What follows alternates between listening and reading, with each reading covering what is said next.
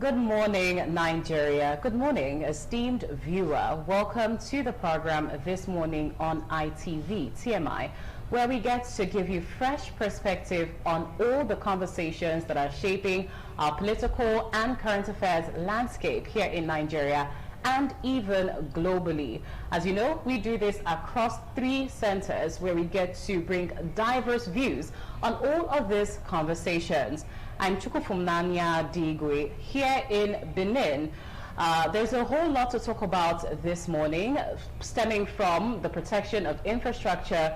The Lagos-Calabar Coastal Highway now has deployed coastal highway guards, and the security situation also in Osun State as the state prepares for the August 15 governorship election. Like I did tell you, a lot to talk about. Now on the table right here in Benin, I also have Anu Oluwapo Stevens. Good morning to you, Anu. Good to have you on the show. Good morning. Good to be here.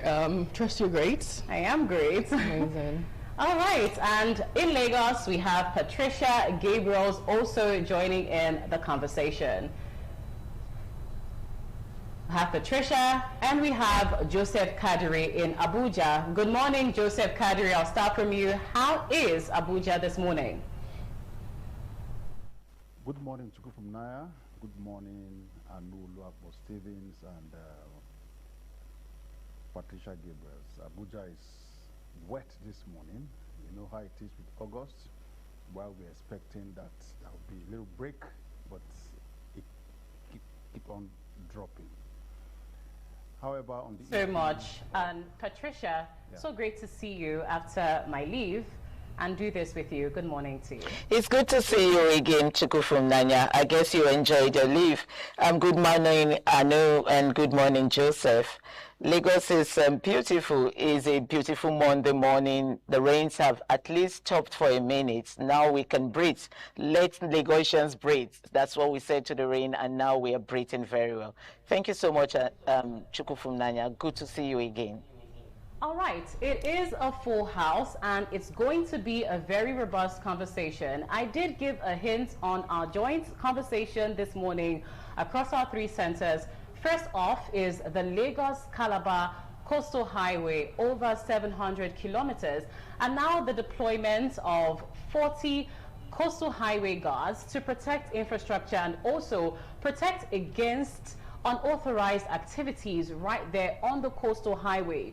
No hawking, no tricycles, no bikes, all of that on the table right now. There's a lot of views, different people saying different things. Can you give us more insights, starting from you, Anu? Right. So yesterday in Lagos, the Center of Excellence, the Minister of Works had the press conference and stakeholders meetings regards the Lagos-Calabar Coastal Highway, where he listed a whole lot of things. I actually watched a clip of that particular press conference, and what I can do is at some point I saw a bit of politics conversation, you know, infiltrating, where he said, who are you going to vote for come 2027? But then again, it's actually expected because it's the political season right here in Nigeria. He highlighted a lot of things. He highlighted the fact that his critics over time question why it's just Lagos that is enjoying all of this amazing benefit when it comes to, you know, the big projects, the White Elephant project, the road infrastructure, and then he listed other major projects across the country. Now, regarding the guard, the coastal highway guard, just as you said, 20 would work in the morning and 20 at night. Now, the reason or their duties was interestingly spelled out yesterday by the Minister of Works, David Umahi, where he said they are going to be looking forward to not having keke on that particular road, no loitering. He also said the day to Sunday when the conference was held, he went there and shockingly he saw persons who were sleeping on the coastal highway, and it shouldn't even be in the first place. And he also highlighted the vandalism situation in Nigeria. I think it's a bad culture because an average Nigerian, or some average Nigerian, not generalizing,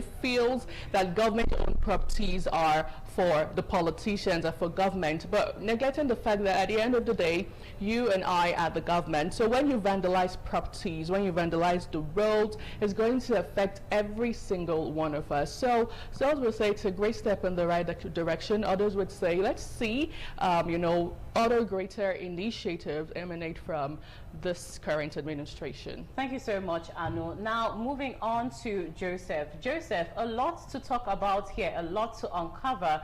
A lot of money was spent on this coastal highway, over 700 trillion. And now the Minister of Works saying, let's protect this highway with an initial 40 coastal highway guards. What do you have to say? What are the perspectives that you're going to bring into this? Okay, thank you very much, and once again, good morning, dear viewers. I'll say it is better late than never. I mean, 40 coastal guards, in my opinion, they are not enough, but it is better we have them in that number for now than leaving the place unguarded. Now, if you take a look at the main reason why the minister had to, you know, get those guys on the ground is the fact that the issue of vandalism is at the rooftop. You know, a situation whereby those who are scavenging for iron, they don't care whether the pillar that already has been casted to carry a bridge will collapse. Their own is just to destroy that pillar so that they can take the iron in it and, you know, sell it in the scrap market. So that is a major challenge. And if you look at the Lagos Calabar Coastal Highway, it's just one out of many highways that this government, you know, has deployed so much resources on. From the Lafia, the Kefi, Lafia, Akwanga, Benue axis, there are lots of work ongoing there. If you look at the Bauchi, Potiskum, Meduguri highway, a lot of resources have been deployed there. If you look at the Zuba, Kaduna, Kano Express or highway, so much is going there, particularly the one in Zuba, Kaduna, where after the construction of the roads, the bridges, we've seen that the government deployed street lights, and we have seen how these street lights have been vandalized. And if you go to some far areas, I don't want to mention names, you discover that some people are bringing down the street lights, believing that the street light is delaying rainfall or is stopping rainfall. I mean, in 21st century. So it's a good thing that the federal government has deployed coastal guards. Like I said, that number needs to increase, and it should not only be in that axis. There are many areas where federal government infrastructure need to be protected. Joseph, for those insights. You actually did bring very fresh perspectives to that, especially pulling down the street lights is something that really beats me. Now, Patricia, to you, one thing I want you to talk about, you could talk about a little bit about the coastal highway guards, but the Osun election is forthcoming and security is already a thing of concern. Now, the news reported that 3 people have been injured following a shooting during an APC street rally in Ilesha West local government area of Osun State. Very surprisingly, one of the victims was identified as a minor, a 14-year-old boy. All of this and the election is just a few days away. What do you have to say? Thank you so much, Chukwufumnanya. I'm going to start with contributing to the coastal road, the guards on the coastal road. And then very importantly, the person that is going to be the head of these guards is retired General Adekunle Shodikun, which makes it very, very, should I say, very, very important, because he's a retired general, so he knows what to do. But just like Joseph said, I don't think 40 personnel is enough, not for the coastal road, at least other bridges in Nigeria and other places in Nigeria. And it's so worrisome when we have to guide our roads from vandalism. I mean, Nigerians should be able to not to vandalize things that the federal government has put in place for everybody's use. I mean, it's worrisome, very, very worrisome, that guards have to be sent to the road to guard against vandalism and then traffic control, so that people don't go sell on the road of the Express Coastal Road. Now, my problem is we keep complaining that the government is not doing enough for us, or rather not even doing anything. And now this has been put in place, and Nigerians will go to vandalize them and sell them in the scrap market. It is very worrisome. We really have to reorientate ourselves, not just the government, you know, talking and talking. We as a people, we have to change our attitude. Now, coming to Osun rally, that's what we're going to be looking at from Lagos. It's actually very concerning that during the rally and the campaigns, shootings have, you know, started taking place. Is this how it's going to look like in 2027 general elections? Why do we have to kill ourselves? Why do we have to shoot just to campaign for an election? Very interestingly, we heard that a commissioner in the state has also been arrested over this issue. And so we're going to be looking at that from Lagos. So don't let me say a lot. Let's wait for my guest. When he comes, he's going to talk about it. Thank you over there, Patricia, in Lagos. And now, back here in Benin, I want your insights.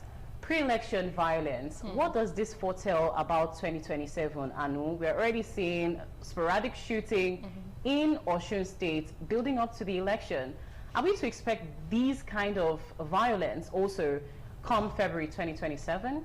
Well, good question. There are those who would say it's a clear cut of how things might turn out to be come 2027 election here in Nigeria, because it's really alarming and shocking to see. It's not even the election period. Okay, it's the election period, but it's not yet the election day.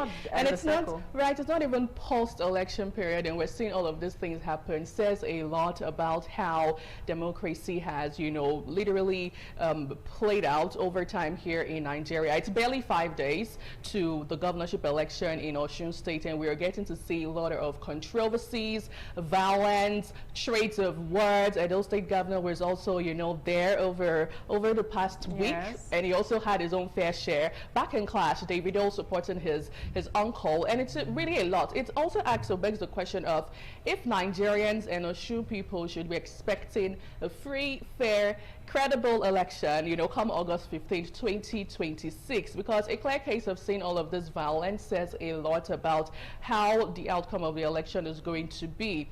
Yesterday, we saw a video where the IGP, Tunji Disu, was, you know, reacting to some of the things that had been done so far as regards the security architecture in Osun State. As we speak, the Commissioner of Police, the former one, has been changed. There's a new one on ground, and so many questions really begs to be asked. But I feel like at the end of the day, all Nigerians are clamoring for is free, fair, and credible election, especially as we move towards the 2027 general election. I also love to land on this note that, you know, last week we saw the back and forth between the EFCC and the freezing of the Osun governorship salary account, with a lot of persons calling out for the resignation of the EFCC boss, Ola Olukoyede. It's an ongoing conversation with President Tinubu reacting and saying it is really embarrassing because of the time, and so much to talk about when we look at politics right here in Nigeria.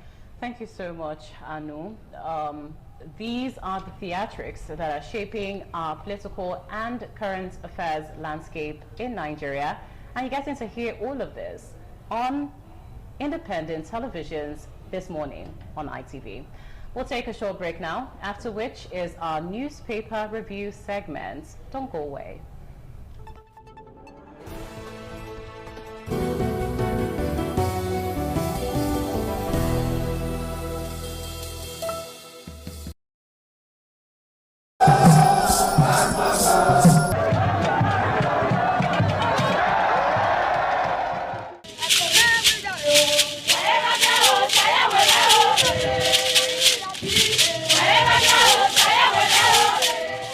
Benin Cultural Dance, a unique dance and quality dance steps of the Benin people.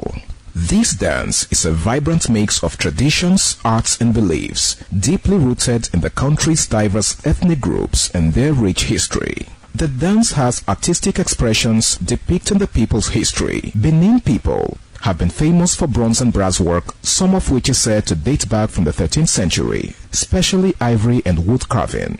In Benin, the people dance to show respect, honor, dignity, which they honor. They dance to show royalty, as natives are seen in their numbers around their body depicting the symbol of kingship. The threat of global warming is real. You have seen the destruction of lives and property as a result of incessant flooding. Make the environment a conducive place for all to live in. Stop polluting the environment. Protect the environment today. This message is brought to you courtesy Independent Television and Radio.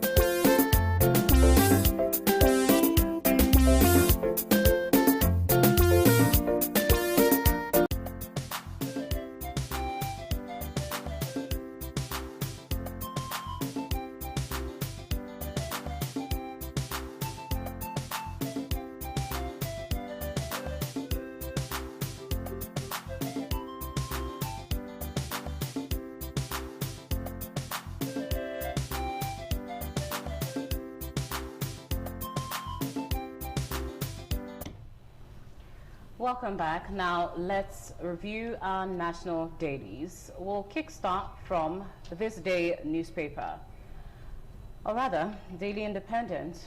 A major headline there says, federal government leverages $4.5 billion facility to anchor fiscal reforms. Also, a major headline on Daily Independent says 5,091 killed in 3 months, damning indictment of Tinubu's government, and this is said by Atiku. Another major headline there on Daily Independent.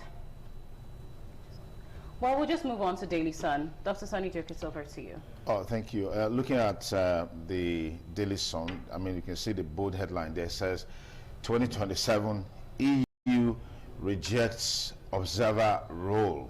And a couple of interesting writers there. You want more on that story, get a copy of the Daily Sun. Now, if EU is rejecting observer role, I'm sure this has, far-reaching implications as far as the 2027 election is concerned. But as is always the case, it's a wait-and-see game. We just keep our fingers crossed and see how all of this will play out. Yeah. Absolutely. Can we move over to the Daily Times newspaper? It says, governors shun Supreme Court order, states still control 10.48 trillion naira local government allocations. That's the major headline there regarding the conversation with local government autonomy in Nigeria. Yeah, I'm really concerned about this, because when you have a society that is not governed by laws, what do you have? You have anarchy.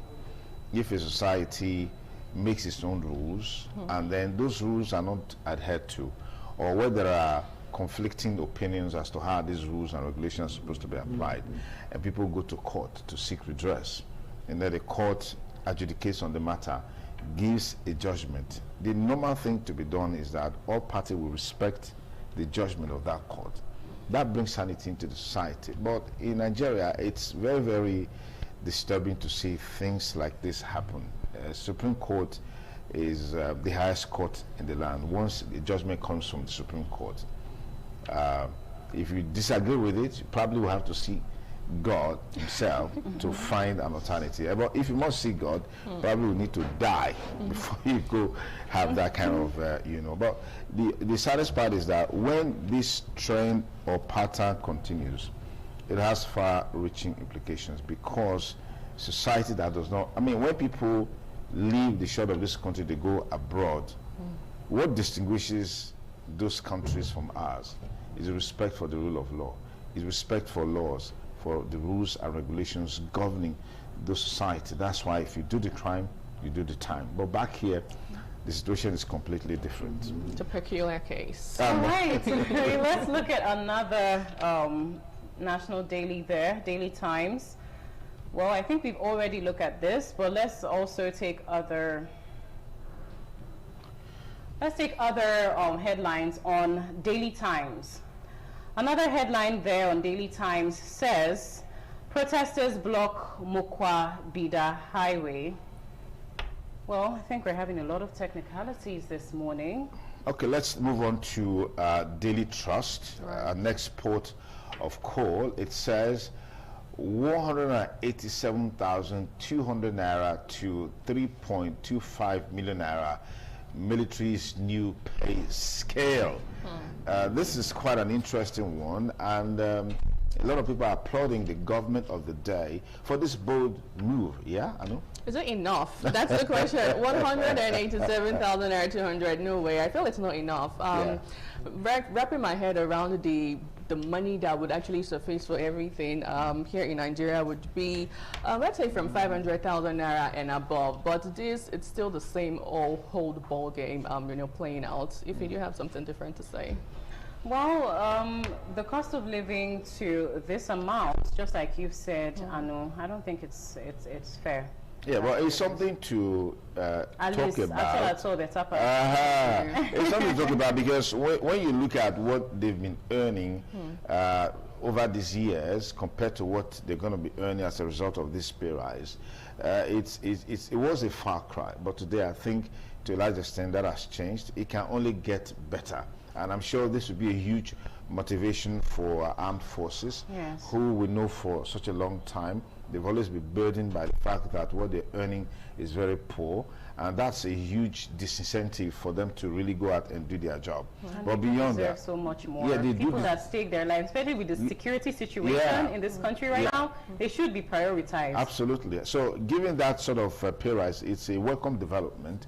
We hope this will be a huge motivation for them. Then in addition, for those who are on the front lines, you know, confronting bandits, confronting Boko Haram, their allowances should be paid as and when due. Their welfare should be priority. The food they eat should be priority. I mean, these are the things that we hope that we can really strengthen to make greater impact in our security structure and architecture, so we can have better outputs and outcomes from security forces. Yeah, let's move on to our next paper for review. Let's look at what we have on the Guardian newspaper. Yeah. Right, okay. On the front page of the Guardian newspaper, if we have that here, let me see. Okay, I don't think we do have it here though. But it says insecurity, low ROI drag 18 states from digital access, connectivity on page 6. Other major headlines: 2027 articles camp divided amid calls for reform ahead of campaign season on page 6. Details of that story. While still on 2027, INEC extends deadline for submission of governorship candidates list on page 3. Adedeji, Nigeria would be paying 53 trillion naira in subsidy without reform on page 3 still of the Guardian this morning. While still on the front page of the Guardian, Zulum hosts Sahel countries, 6 unified strategy against terrorism in Chad Basin on page 29. NCC to sanction telecom operators for poor quality of service and experience. Well, I'm sure a lot of Nigerians are looking forward to the outcome of this. Rights groups alert 6,000 Igbo families in agony over missing loved ones. And finally, aviation unions issue airlines final 3-day strike notice on page 4 of the Guardian newspaper. Well, just before that, there's a picture on the front page of the Guardian. It's as regards a meeting that was held at the Aso Rock Villa with President Bola Tinubu and a host of others during the course of last week. All right, our next paper for review now. We'll take a look at Nature News. A major headline there says, blocked drains, rising floods, how waste is choking cities across Nigeria. Also on Nature News, Nigeria reaffirms commitments to climate action, resilient development. Another story there, PANDEF commends Tinubu over multi-billion-dollar gas supply project in Akwa Ibom. Also on Nature News, Ogun governor urges tree planting to combat flooding and climate change. Other headlines there say, stakeholders demand higher agriculture funding, warn of food security risks. Nigeria, China, deepen cooperation on science, agriculture. Also on Nature News, how Bangladeshi women are turning banana waste of course, into income. And finally, Ward, horse stay in hunt as no takes control of Women's Open. Well, that's it for Nature News. Yeah, I mean, you look at the issue of waste and its impact on drains. I mean, it clearly shows that we still don't, we're not very serious about how we protect our environment. And I was one of the lead paper presenters at the Faculty of Physical Sciences scientific conference. That was sometime last week. And one of the things that I emphasize, particularly as it relates to plastic pollution, is the fact that this is supposed to be something that we can harness by converting those plastics into reusable materials. Right. If we can collect them in a very, very decent way, we can actually turn them into materials that can be reused. And then another interesting point is the fact that today plastic is becoming a huge problem in the society, both to our health and then of course to the environment.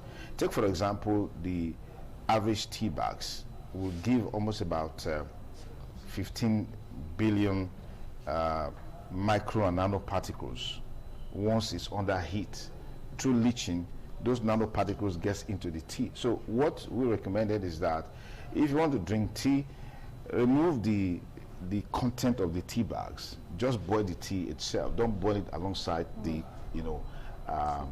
packaging. Right. Because when you do that under intense heat, it leaches 15 billion micro and nanoparticles into it. You mean the tea bags? Yes, the tea bag. And these particles are known to be endocrine disruptors, hormonal disruptors, and create and constitute a lot of health hazard to our health. So this is the challenge that we have in the society today, and people are not really taking these things serious. That's why cancer is on the rise. Of course. So this is the stark reality. And some time ago, we used to advise people, if you leave your car under the sun for a long time, right, and you want to drive that car, once you turn on the engine, open the door so you can allow the air inside to recirculate and remove it. Because under intense heat, your seat is made of plastics, and some of those things contain things like styrene, contains benzene. These are known carcinogens. They are cancer-causing chemicals that we have, in our society today. So this is the stark reality. If we want to live healthier, cleaner environment, then we must do something about it. Now look at the Punch. I'm sure we still have some few minutes, right? Let's look at what we have on the Punch newspaper this lovely Monday morning. Can we take a look at the Punch? Okay, it says Atiku presidency in fresh war of words over killings. SVP forced Tinubu on security. President rallies clerics against insurgency. That's all we have on the Punch newspaper. Yeah. Right. All right, so we'll have to draw the curtain here for our newspaper review segment. It's a wrap on our national dailies. Hopefully we've been able to give you insights on these stories. Grab yourself a copy and get to know some more. Up next is the most consequential part of this program. The discussion segment is spearheaded right here in Benin by Dr. Sonny Duke. Stay with us.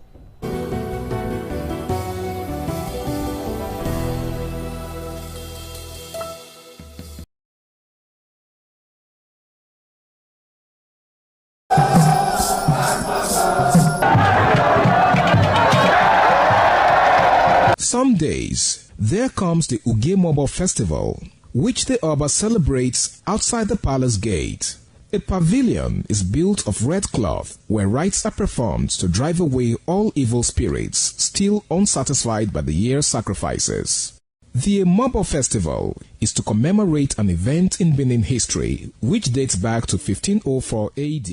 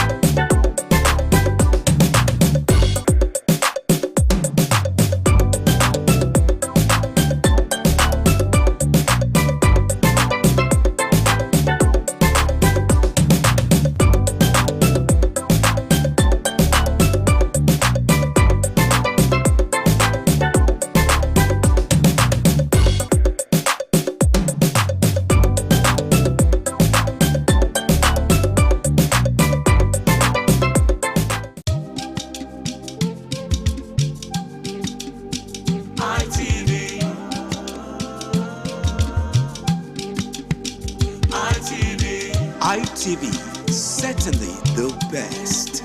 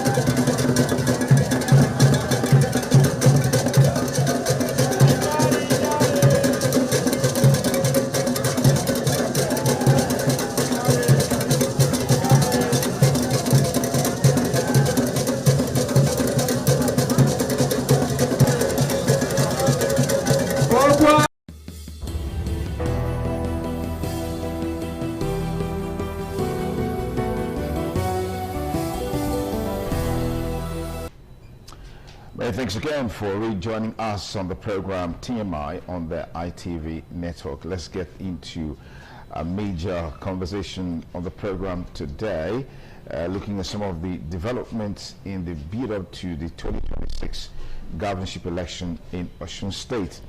There's been a noticeable spike in the political violence, pre-election violence in Osun in the months leading to the poll.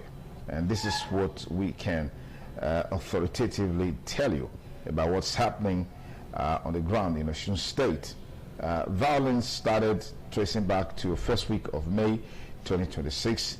KDI Compact Development Initiative documented 44 election-related violent incidents between October 2025 and June 2026. 26 of those 44 incidents happened in May and June 2026 alone. That's about 59.1%. The 44 election-related incidents resulted in 13 deaths, several injuries, and destruction of property. 24 non-election violent incidents also led to 23 fatalities in the same period. In recent times, 3 persons were injured in an APC rally, attack in the Ile-Ife Sabo area, with shootouts also reported in Akoda, Owode-Ade, Oshogbo, Aregbesola bus stop, Olaya, Okefia. Attacks on INEC officials in the Odo of Tin local government area were 2. About 10 armed thugs fired shots and carted away 3 packs of PVCs. Killing of 14-year-old Ezekiel Olakbade in Lobo, Erekpodun local government area on June 21, 2026 during clash between political supporters. APC and Accord supporters clashed in Ile-Ife during solidarity walk for APC candidate Bola Oyebamiji. Gunshot also in Aishu, Owode-Ade, Olaya, Old Garage, and all of these have been going on. As is always the case, it will be a war of words between the major actors in this, talking about the Accord Party and then, of course, the APC. And to help us make sense of all of this, we have joining us virtually the former Chief Press Secretary to the Osun State Government, Ishmael Omidikbo, is joining us virtually. Ishmael, thank you for joining us on the program TMI on the ITV network. The pleasure is mine. Good morning. Can you hear me? I can hear you. The pleasure is mine. Good morning. Okay, so I mean, this is a pre-election violence, and we know what this potentially holds for the big day, August 15, which of course is the day that the governorship election is expected to take place. From your perspective and what you followed in recent times, what are the major triggers of what we're seeing today in Osun State? Well, thank you very much. First and foremost, let me place on record that whatever we have witnessed in the build-up to this election was also witnessed 4 years ago. The only difference between what is happening now and 4 years ago is that the man at the ends of affair 4 years ago is a complete gentleman, a man who many have described that is not fit for the typical Nigerian politics. Even though his supporters were attacked and even killed, as far as the records were concerned, about 30 of his supporters were killed 4 years ago. But he insisted that laws must not be taken into their hands. And he opted for the law enforcement agents to take its course. Again, he never showed any sign of desperation to retain power at all costs. And that was probably why most Nigerians didn't hear much about the killings, the attacks 4 years ago. But today, what is triggering all of this today, the governor is being perceived as someone who has refused to act like a statesman. For instance, they accuse him of harboring criminals in the government house. And this much was even raised by the Inspector General of Police. I watched that video. I didn't see the governor make any attempt to push back. 2, there are several videos of wanted criminals who are seen around government actors, including the sister of the governor. And so this is giving people the impression that these boys have license to kill, to maim, and attack. Unfortunately, I must say this, majority of the members of the PDP, together with whom they unleashed terror on some members of the APC 4 years ago, have now joined the APC. And so those ones have now refused to allow attacks without making an attempt to retaliate. For me, that is why we are witnessing the kind of noise we are witnessing. I'll give you one instance. A particular known cultist was killed around the Ijesha area. As a matter of fact, this person has records of having been to detention and even prison, not once, not twice, on the account of its nefarious activities. Now, in the course of their clashes, you know the way the cultists, you know the way they behave, the man was gunned down. But the governor traveled all the way from Osogbo, the state capital, went to the area. The area happens to be the area where Honorable Wole Oke comes from. Wole Oke was a former member of the PDP and is now the DG of the APC campaign council in the state. And the governor openly rained curses and abuses on Wole Oke and even accused Wole Oke of killing a member of his party. But by the next day, when the young man was to be buried, we saw how cultists took over his burial, had their usual ceremonies before he was buried. Now, when a similar attack now happened in Osogbo, the state capital, where a known member of the APC was also killed, in less than 24 hours, the governor came out to say that it was a cultist clash. Apart from the fact that he said it was a cultist clash, he didn't make any attempt to visit the family of the deceased the way he did for several ones that are sympathetic to his government. As I speak to you, there are allegations that the governor has been releasing criminals from detention.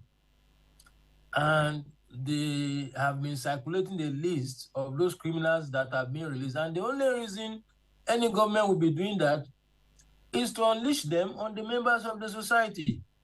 And so, for me, I believe very strongly that if the governor has demonstrated... These are very weighty allegations, which, of course, we cannot independently verify here. And even they are in the public domain. And you can, in fact, the Attorney General of the state... There are allegations. The Attorney General of the the one that happened, earlier, in which you said the governor visited, was court-related. So what is now... what stops us from also believing that the one that happened involving the APC is also court-related, according to the government? Because we have seen the governor calling for the removal of the CP, the redeployment of the CP, because he says he's lost total confidence in the security structure under the CP in the state. He's also called on international organizations to intervene in what is happening in Osun State. Efforts by even the DG in charge of that zone doesn't seem to be yielding any result, as it were. And there are feelings that all we've seen in Osun State is the desperation of the ruling party, your party, to take over power from the ruling government in Osun State. Well, let me say this first. I am not a member of the APC. Yes, I have worked with an APC government before, the same way I've worked with a PDP person before. I was a former special assistant on media and publicity to the former deputy Senate president of the Senate, Senator Ike Ekweremadu.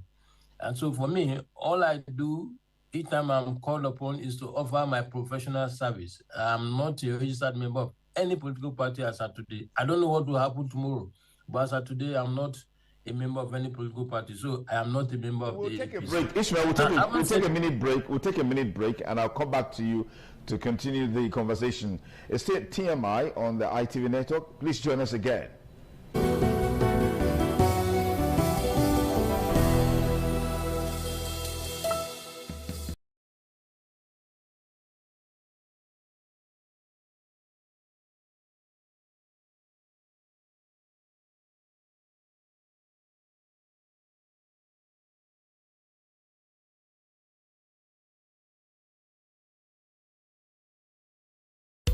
The threat of global warming is real. You have seen the destruction of lives and property as a result of incessant flooding. Make the environment a conducive place for all to live in. Stop polluting the environment. Protect the environment today. This message is brought to you courtesy Independent Television and Radio.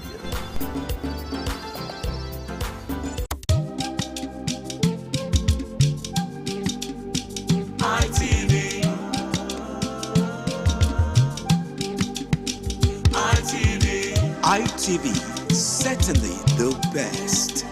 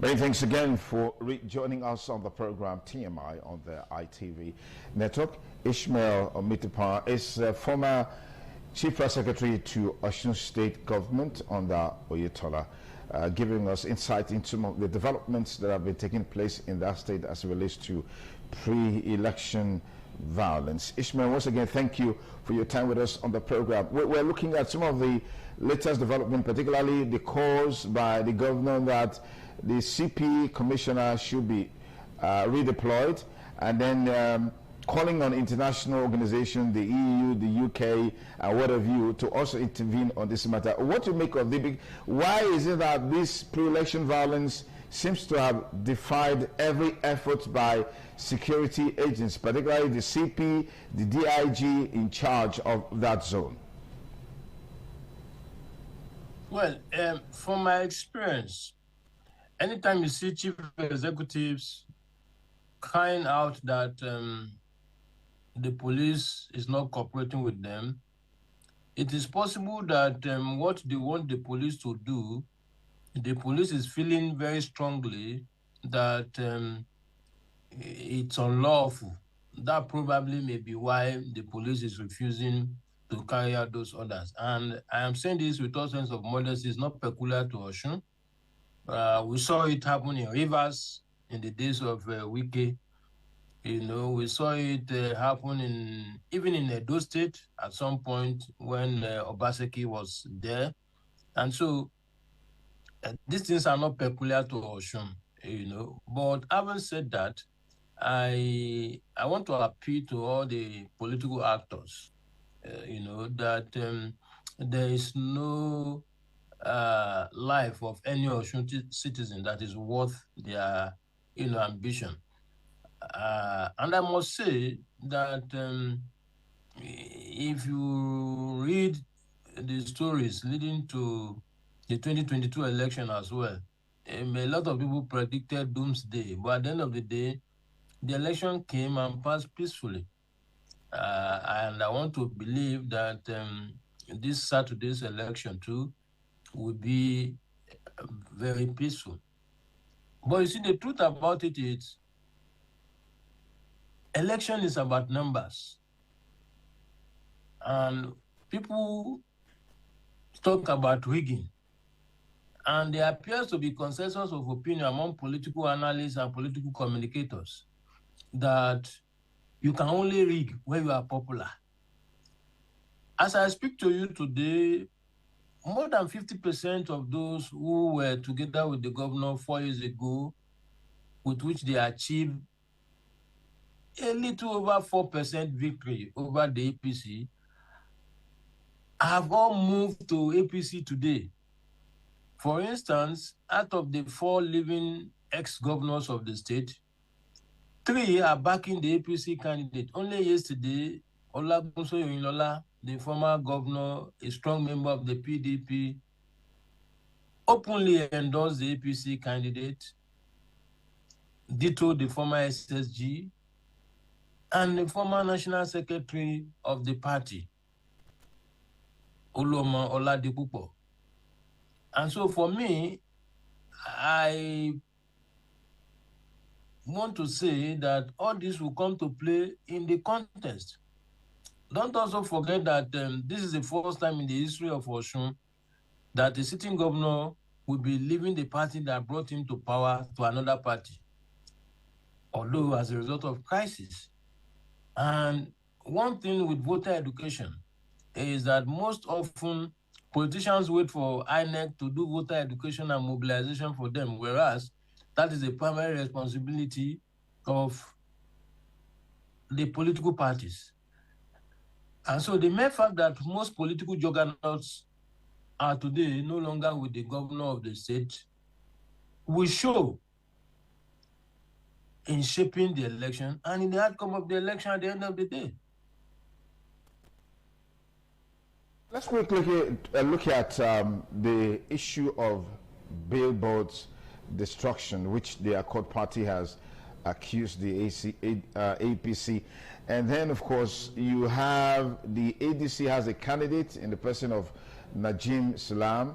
The NDC also has a candidate, Nathaniel Odiemi. These are candidates. I mean, we're looking at about 4 major candidates in this election. You are saying from the analysis that you've given so far, the governor of the state, Governor Adeleke, seems to be the major protagonist or the architect of what we're seeing in terms of the electoral violence that we've seen so far. That's the point you're making. No, it's on both sides. It's on both sides. That is the truth. But as a governor, I expected him to play a statesman's role than he is playing. Perhaps that would have reduced the tension. This is my own position. And I say so with the benefit of insight based on what happened 4 years ago when I was active on the field.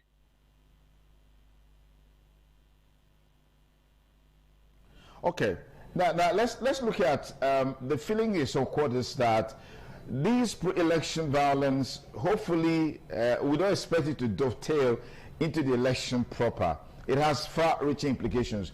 Do you subscribe to the opinion that this is a reflection of maybe some scores dating back to 2022 that are yet to be settled that is playing a major role in this violence? It is possible because, you see, one thing about justice is that even when it takes time for you to get justice, if you see that the institutions charged with the responsibility of delivering justice show a sign of ensuring that one day you get justice, there's every likelihood for you to want to wait. But a situation whereby you see the institution being manipulated to deny you of justice, you know, we are human beings. The strength of my patience is not the same thing with yours.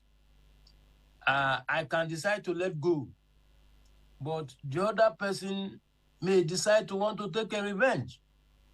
For instance, where people have been declared wanted, and because we know that these people have some association with the government decides to enter into nolle prosequi, you know, to free them. Certainly, the families of the victims will be aggrieved seeing someone who killed a member of their family walking freely simply because such a character has relationship with government. So such things will certainly fuel the kind of things we are witnessing. Recently, we heard that a commissioner in the state was arrested in connection with the violence that took place not too long ago, in which some persons were killed. We also heard that the commissioner has been released. Give me your insights into this particular incident.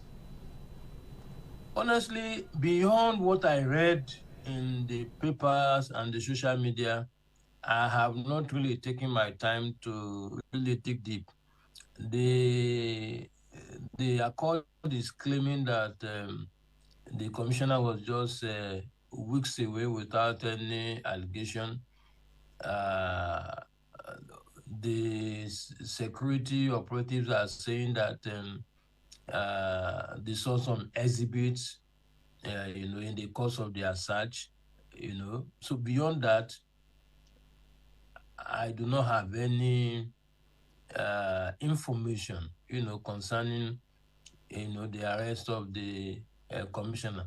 But that of the SSG, from my findings, beyond the issue of being caught with 2 PVC and 4.5 million, 2 things motivated the raid of his house from my independent findings. One, the police got intelligence that one of the wanted criminals was taking refuge in his residence.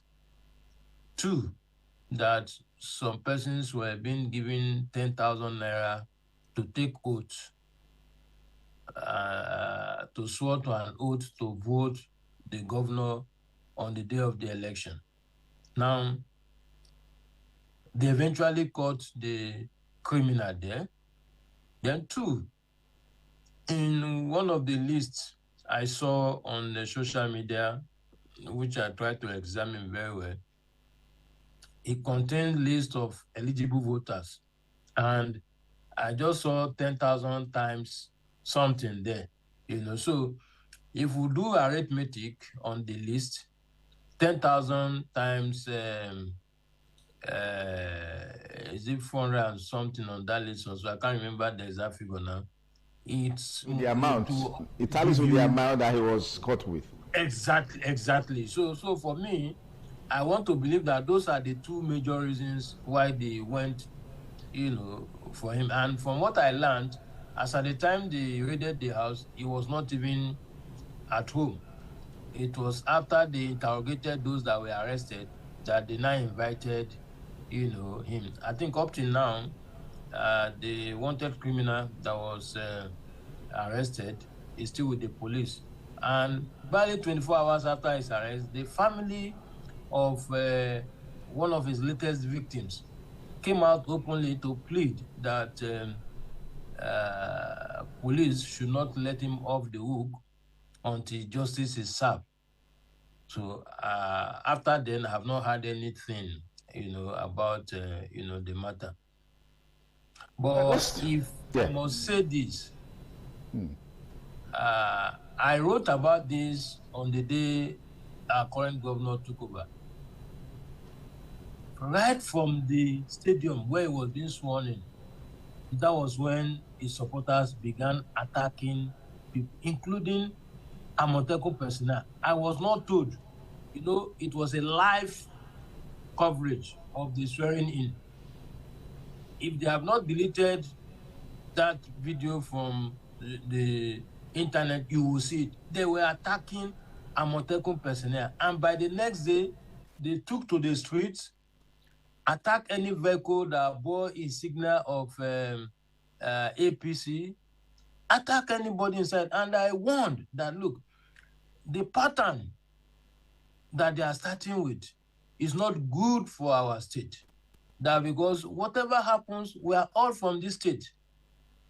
If you have any grievances, follow the laid down procedure in accordance with the law. So I want to believe all those activities may have contributed to whatever it is, that we are witnessing today. I was aware, like before we left government, the man who was eventually appointed as CSO, in broad daylight, shot 2 people in Ede.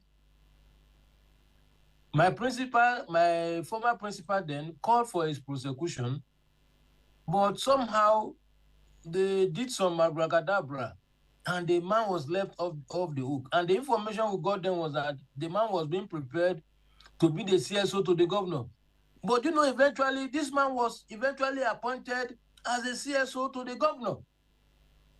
Not only that, he's the same man that is now heading the Amotekun. So people know this man's antecedents. People know him. People know his criminal past. So how do you want the people of the state to have confidence in such an institution? So that is the problem that we have.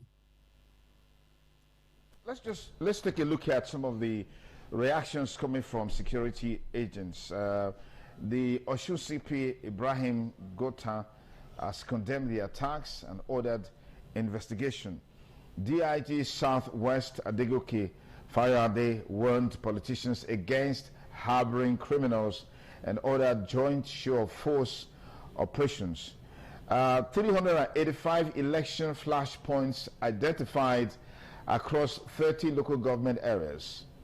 And some of the factors responsible for this tension include the 2022 election fallouts, court activity like we've identified. REC in the state, Mrs. Oluwatoyin Babalola, was part of a strategic meeting with service chiefs as part of ways to checkmate all of these. And then we also have that rallies have been suspended, suspended rallies in Oriade local government area. And this is some of the things that are common. Civil society warns that persistent insecurity could discourage voter turnout and erode trust. They are demanding police reforms before August 15, which of course is this Saturday for the Osun State governorship election. Let's get your take on suspension of rallies in the state to perhaps stem this ugly trend and pattern of pre-election violence in Osun State. Ishmael. I think that suspension was long time ago because rallies still held yesterday. As a matter of fact, APC even raised alarm that they were attacked in Modakeke area. I'm aware that rallies held even last week, and by the timetable, campaign will end on the 13th, and that is Thursday. I'm aware that the Accord Party will be going to Ife today. I'm also aware that the ADC will be doing their grand finale campaign rally, I think tomorrow or so, if they have not shifted it. And I think the APC will be doing theirs either a day after or 2 days after. So the suspension was in regards to Oyade, where Honorable Wole Oke comes from. That was shortly after that man that was killed, which the governor claimed that he was a member of his party. Okay. And members of the society said that, look, that man is a known cultist, one of those terrorizing, the environment. So the issue of that suspension rally has been dealt with long ago. Okay, talk to me about the concerns by analysts that security agencies appear unable to halt the slide, and investigations often fizzle out, like you have highlighted. What's the import of this as far as this election is concerned? Sorry, I didn't get that very well. Yes, I'm talking about what we have seen in recent times, the way and manner the pre-election violence is going and its far-reaching implications for the election itself. Well, you see, the thing is, ordinarily, those perpetrating that violence, the attempt is to scare voters away. But I can tell you that the Osun people that I know are very courageous and very determined. There's no amount of threat and intimidation that can stop them from coming out to exercise, their franchise. The old men, the old women in the villages, they will come out and dare anything. But at the same time, we have also called on the Nigerian police to please ensure that it deployed enough personnel, to police the place. And from the account I have, about 36 police commissioners will be sent to the state for the purpose of the election, and hundreds of police personnel will be on ground to maintain, law and order. I believe very strongly that if the intention of those perpetrating the violence is to scare us away from our polling booths, I dare say that Osun people are determined, and they will come out en masse to exercise their franchise this Saturday. Yeah, what's your take on the police, as it were, being able to stem this tide when analysts are of the opinion that security agencies appear to unable to halt the slide, and investigations often fizzle out just before it starts? Well, as at now, I think if but for the killing that was reported yesterday, things appears to have calmed, because I around the town at night, even though these days I see that people go in too early, but the state is peaceful and calm, and I believe that some of the strategies that the IG deployed is yielding result. What I will say is that they must not rest, on their hours. Regardless of party affiliation, whoever is found committing crime must be arrested and dealt with appropriately. That way, they will be sending the right signals to would-be trouble fomenters. Okay, Governor Ademola Adeleke has called on President Bola Tinubu to intervene. The DIG has said security agencies are determined to ensure Osun records a peaceful election like Ekiti and, of course, Anambra State. And we're looking forward to how all of these will pan out. The president has not made any remarks. Do you expect, Mr. President, to make a remark on the outcome of these elections in terms of the pre-election violence that we've seen so far to stem the ugly tide? Well, for me, I saw the act of the governor as being hypocritical and an attempt to blackmail the president. I say so with all sense of modesty because the governor too has not played his own role well. You know, like I told you, if he had acted like a statesman, I want to believe very strongly that the attacks would not have heightened the way it did before, you know, it subsided. And so me, I believe very strongly that it's just an attempt to blackmail, you know, Mr. President, because he believes that my former principal, you know, is the one behind, you know, whatever it is that is happening, you know, against him in the state. Ishmael, the feeling is that the playout in Osun State is a reflection of the clandestine move by the ruling party to have a clean sweep in the Southwest in 2027, particularly for the president, who we know is also from the Southwest, and I think some have also said he's from that state, even though he claims to be someone from Lagos. So what do you say to that? Well, you see, for me, that argument is neither here nor there. As an individual, as a citizen of within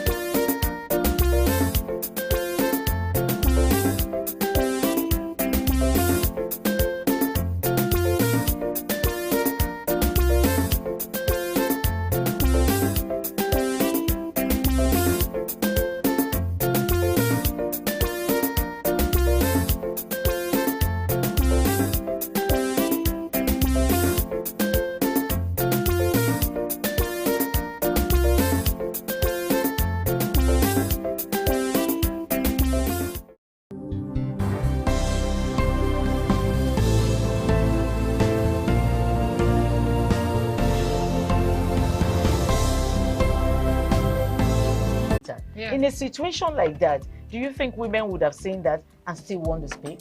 Really, we're talking that's about. What I said. So when they bullied her, if she's not bold enough, she will shut up. What is your advice for girls out there that are so desperate to be married? We women, we have to be really intentional about our parenting. If you know a child is being abused, or you see signs, a bruise or a child, it has to be investigated. People barely even breathe when they are going for a shebi and something. Party. You have to be They smart. Can't sit if down. you see where they are dressing them or are dragging on both sides, you cannot breathe. And these women will stay in those events.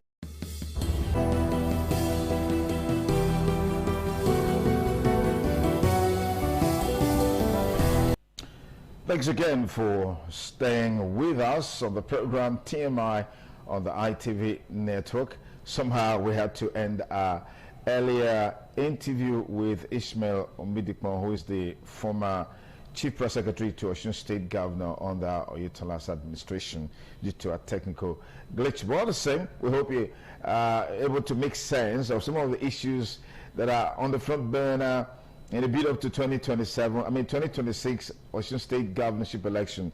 The election is built for this Saturday. I think we need to emphasize that. And we hope that all the parties involved will sheath their sword and allow peace to reign. Electoral violence will always scare the electorates away. But let's hope that, just like Ishmael said, Osun people are resolute to make that decision, irrespective of the violence, irrespective of the intimidation. And the onus is also on security agencies, particularly the police, Inspector General of Police in charge of that zone, and then of course the Deputy Inspector General of Police in charge of that particular region will do the needful to ensure that they provide adequate security for voters to come out on Saturday, vote their minds and their conscience, and elect the governor that they feel will best serve their interest in terms of bringing forth socio-political development, economic transformation of the state. We appeal to the APC candidate, the Accord Party candidate, guides to protect the Lagos-Calabar highway. I want Dr. Morgan to, have an input in this discussion. Doctor? Yes, good morning once again. I think it's nice to discuss the issues that affect the country, because we all live in this country and we share to the coastal highway. It's one discussion that is very, very ambiguous, in the sense that there are many, many narratives that's related. 40 guards for 700 kilometers. Averagely, we may have 17.5 kilometers per guard for coverage. And this is what you have to talk about 24-hour routine, around the clock. Checks.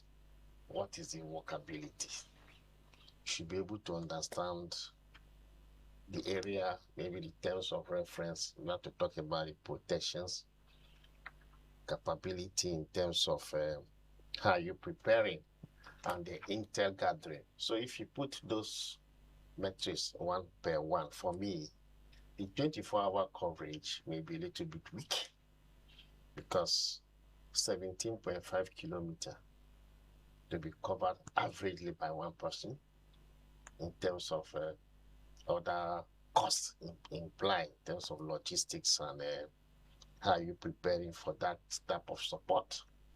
For me, I think it should be a complementary force, a joint type force for that process, so that if you intend to achieve some possible positive result then.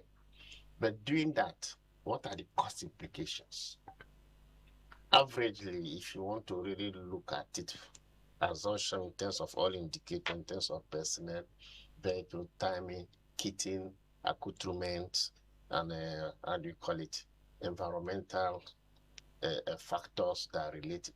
To take an assumption about 420 to say 940 million per year to do that. There is an additional cost to that road. The question there is that what is the intent? Yes, there are some countries where you travel, you see the beach around there. But for me, do we really need a coastal road or a linking rail system, which will be very fast to enable people interlink? Or do you want to start from the coast by a road before taking about the rail? These are some of these narratives we should be able to understand. I think for me, the 40 guards should be supplementary to the axis, all the axis these guys are going to pass. The question we ask ourselves, do we really need an additional cost to be implicated, instead of using the various commands within the boundary or territory of each state? Are you now going to say that the 40 guards are going to be newly recruited for the coastal road? Mm-hmm. Those are some of these questions. We have retired General Adekunle Sodikun, who is going to be heading that. Yes, so we'll be going to head that. That's a different task force on its own. But the question there is that, what is the workability? Possibly they may work with the various regional police or the paramilitary services around the various states. But for me, it is giving us another thing to reflect. Let me take you to one of the reasons why these guards are being put in place. It says infrastructure protection, yes, to monitor and report vandalism, theft of manhole covers, and damage to road and future furniture or drainage systems. Okay, now the question is, do we have to mount guards for Nigerians not to vandalize what is meant for every one of us? Well, that is where the advocacy is poor, because we recently even saw in Lagos some so-called scavengers were removing some of these ions from the bridge. Yes. Bridge. So if you look at it in that way, the question is that having this guard is variable, but what is going to be the efficacy of having this guard? Because each guard is expected to mount about cover like 17.5 kilometers. We are talking of kilometers here. We are not talking of meters. How efficient is it going to be, like the question you ask? So the people, the villagers, or the people living within that line, what advocacy are we giving to them to really understand that some of these infrastructures belong to us? It's not supposed to be.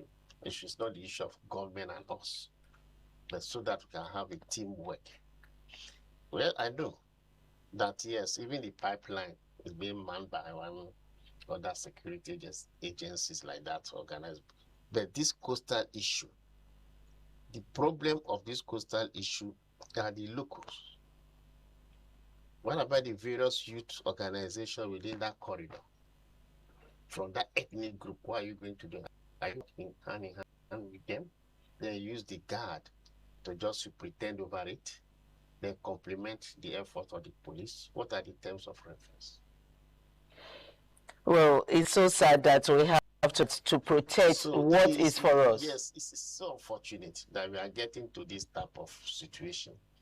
Now, the question that comes to my mind is that what are we really doing as a people to really educate the citizen to understand that, yes, some of these assets belong to all of them, not government and us. This is where the traditional rulers have a role to play too, that we should harness them. Because it's going to pass in a corridor. And within that corridor, as we are transiting from that corridor, there are various nationalities. Well, I don't want to call nationality. There are various ethnic groups living there. They have their government, they have their youth, they have their people. So is it that, are we targeting, what is the target? Is it vandals we are looking for, or protecting the environment? So you should be able to define what is the main target. Okay, thank you so much, Doctor. Very recently, the former governor of Cross River State, Donald Duke, said something. Just before we came on air, you were trying Donald Duke was saying, from Donald Duke's perspective, he's not seeing it to be a very feasible and profitable venture for now. Not that it's not good, but the question was, do we really need a coastal road at this point in time? For me, if you want to have that interconnectivity from the various states genuinely, there's not the bullet trains we have. Why not we go for that? You think trains would have been better? Would have been better, faster. Not this old wagon from Indians that they give to us. There are modern way approaches that we should be able to use to get, so that you'll be able to save your time. The timing will be long, your travel time will be shorter. I think those are some we should be thinking ahead, not thinking from the past, from what the people have left, petition, and we are carrying it. Okay. Even the ones we have from here to Ondo, down to Ondo, Ilaje, going to Warri and the rest. How are you maintaining the That's where I was going to come in. Senator Adams Oshomole also made some comments that at this point, he doesn't think the coastal road is needed. What we need is the repairs of the other roads that are in bad shape. That's what I'm saying. Because if you don't have the coastal road, fine, beautiful for aesthetic. On papers, we have them. But how operational are they? Are they feasible? Are they feasible? Yes, okay, if you take the corridor from Lagos to Dakar, that's a collaboration with ECOWAS. If you live here in Lagos, you travel along the coastal road from here to Cotonou, Lomé, Aflao, Accra, you cross, going to Abidjan and the rest. Fine, it's very beautiful. Because that corridor, Lagos to Dakar, or Abidjan, Dakar, is very beautiful. But do we have the mentality of sustaining this coastal road as against having a rail system that will have been Lagos straight to Calabar or Akwa Ibom or any other way? From there, we can even extend it down to Douala, to Cameroon's Libreville. Why can't we start thinking within that nutshell? So what Donald Duke was saying, well, as a former governor, he has a vintage position to really understand how this thing works. But you and I, operationally, I hope this is not another setup for us to pump in so much money in this controversial coastal road that's already causing a lot of understanding and say, do we really need it? And even the cost. And this is what this coastal road that gave us that understanding. What is the cost per kilometer? Now that we are now imbibing this one in terms of personnel, vehicle, fueling, logistic, maintenance, accommodations, and this ancillary cost. Why are we adding more to what we are not sure? Why not take all this context and say, fine, let's do some good trains, rails, modern rail. Go to Senegal, it's there in Morocco, Marrakesh to Casablanca, you travel very clean. It's not something that is beyond us, but it's the willpower. Just like what Senator Shomole said, why don't we maintain the other ones we have instead of putting more money? Have we been able to do our impact assessment in case of any ocean surge or in terms of climate, ecology, climate changes? Climate change. Have we been able to understand what will happen, the impact? Though we don't have quakes here. But it could start someday. You don't have quakes, yeah, but you don't. It could start. What have been the contingency plan for the coastal road? Those are the questions we should do. You've been to other countries, you know how these things are working. But then the citizens involved need to be educated. I keep on having my grouse with the National Orientation Agency. I don't know what they are doing. I don't know how impactful they are in the 774 local governments we have in this country. These are some of the things you engage the people. There should be that orientation before, because this is what we want to do. So that means it becomes that all of us own this. Exactly. Is that ownership being transferred to all of us instead of the political rhetorics? That is why some of these facilities, we are having a high level of facility deficit. Because why I brought up this, that we should talk about it, is because, just like you said, some of us have been to other countries, you know, and I haven't ever seen where guards are mounted on roads because the citizens might want to vandalize. That was I say, what is it? So how do we cope this? How do we think about How do we cope this? Because Nigerians have to be highly educated for them to know that the project is for us, not just for the government. So that is why I'm saying that, because now, if you man guy, it's like a materialization system, the legacy we inherited, that we must always hit hard before somebody will be. How many will you hit? Rather, why can't we just work, like I keep on saying, the traditional and the youth organization, re-youth, because they're the youth that do the vandalization. And say, okay, this is how it's going to be done, and this is what we don't want. Even if you have visitors to your community, let them know that you don't have to go to this place. You cannot go, for instance, go to Amsterdam and you see that bridge there, you go and hit it and start breaking. No, you can't do that. You can't. Somebody will tell you, what are you doing? Because that's the orientation. Many people don't even understand that there's going to be guards. So why are so many things so obscurantic? For me, I want to follow the narrative of Senator Shomole. Let's maintain what we have. But for me, instead of that coastal road, the rail will have been better. But we are already in between. We can't go back at all. And we are going to invest more money again. Some people will have some money in their pocket. Some people will do procurement. There's going to be procurement in this. Because the accoutrement and the keys, you have to procure them. Somebody has to go and procure. The question is it the exact factor? Or is that bill they are going to give us? Or is it not an additional cost? For how long? For how long? That's the right question. For how long are these guards going to be there? That is the question. And then 40, is 40 guards going to be enough? Enough. That's what I'm saying. We are talking about the issue of state police here.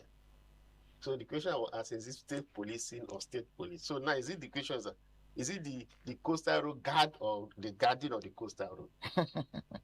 We need to define some of these things. No matter who is going to head it, with due respect to their CVs and the rest.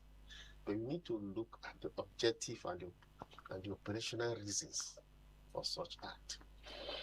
Well, thank you so much, Dr. Martins. And don't forget that even along the line, that corridor too, that means you may have the health center and facility gap to be established. And there's another one. So what happened to the various state police and the local government within that area? Well, we'll take a look at that as it unfolds. So we hope this works out. Just like you said, we hope it's not going to be an additional cost, you know, because of course the coastal road is taking so much money already, and then this additional cost is coming into it. Let's come back to Osun State, where we were actually driving to before we decided to look at the coastal road issue. Now, Osun State, there are rallies going on in Osun State and campaigning on there. And stories coming out from Osun State says, you know, there have been gunshots everywhere. To start with, we heard that the police arrested the Osun State Commissioner for Environment, Mayowa Ajori, following reports of gunshots and campaign violence ahead of the state elections. Is it supposed to be so? The question is, why are guns involved in elections, democratic elections? Who are those involved in this act? So the Osun State election is taking a dimension whereby it's no longer political. It has degenerated to a gangsterism welfare, whereby you can announce situations and say that yes, guns are there. And now that the police have arrested the Commissioner for Environment, this was the first time that they arrested a high public officer. The state secretary, the SAG to the government then was arrested or released thereafter in various issues. Now, arresting the Commissioner for Environment, Mr. Ajorin. Is it Ajorin? Yes, Ajorin. It tells you that, yes, we are ready for this election, so nobody is above the law in the act of the police. I agree with that. But the question there is that how do we start having live bullets? In the hands of ordinary citizens. Start having casualties from Amatekun, the young boy, yeah. One of that driver was shot, the passerby driver. The question there is that are we really in a democratic dispensations? Or we are just having a free setup of gangsterism, East Bloc, West Bloc, Wild West. Are we getting to that situations now we are going to have? Because the Osun election now is behind the masks, there are some people, there are some patrons. It's no longer democratic. We are not making the citizen to even be afraid. True. The fear there is that, how am I sure that if I go out, I won't be shot? I won't be shot. To go and just cast in vote. How am I sure within that period that even what I'm voting will be really counted? So those type of questions have given rise as a result of the violence that is being implanted into the Osun election. We have what we call Bermuda Triangle, where it gives you the end. But so the Bermuda Triangle in Osun case is the issue of Osogbo, Ede, Ilesha Axis. Ilesha Axis noted for violence. It's a violence control area that now people want to take really the position of that. Ede is now looking at becoming political sensitive, become like a hub or the mecca of the new political decision making in Osun State. Then Osogbo, the capital, that's where the contestation taking place, territorial control. So if you put those into proper context, you see the triangle.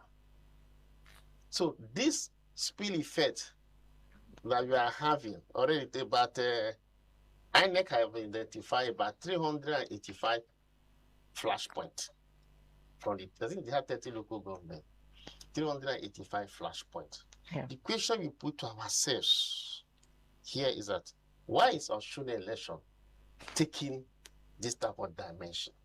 Why are they not objectively based on accountability, based on the Marshall Plan, each person coming in? The government of the day, why there's always so much cry? Why don't allow what you've done speak for itself? I think the lawyer, they say, fact speaks for itself. There's a way they put in Latin, the res lupito, something. Then why are we not allowing the fact to speak for itself? Then why is it that there's this imposition or coming out or the fifth columnist making this election so difficult to be managed? In the circle of this triangle or as related, the people I even pity so much is INEC. Because INEC at this point in time, they may not even understand what to do. You know, 385 flashpoint. Can you imagine when they have 385 flashpoint in the state? The question there is that how do you even get materials to those locations?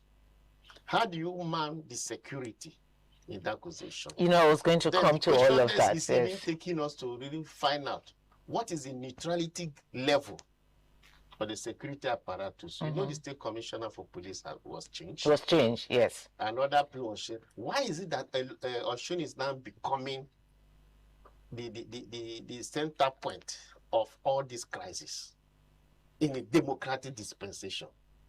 We should be able to now see ourselves that yes, election is no do or die issue. But for the Osun election, with that commissioner being arrested, there are some threat indicators we need to work on. Okay, the commissioner was arrested. Do you think there will be a legal implication arising from the arrest, you know, on the gunshots at the APC rally? Will there be any legal implications? Yeah, because what we are seeing now is accusation and counter accusations. You don't even know who is who now. Even the APC coming up from what is Oyebanji, I think that was the guy, the fellow, the current governor, Adeleke defeated. And now he's a ministry of what? A minister of there's a Mami Water or Blue Economy. Excuse me, doctor. So somebody used that expression, Blue Marine and the economy. We never heard anything about that ministry. So my friend was joking to say, Mami Water ministry. I said, no, it's a Blue Economy. I said, that is another economy. With due respect to their personalities.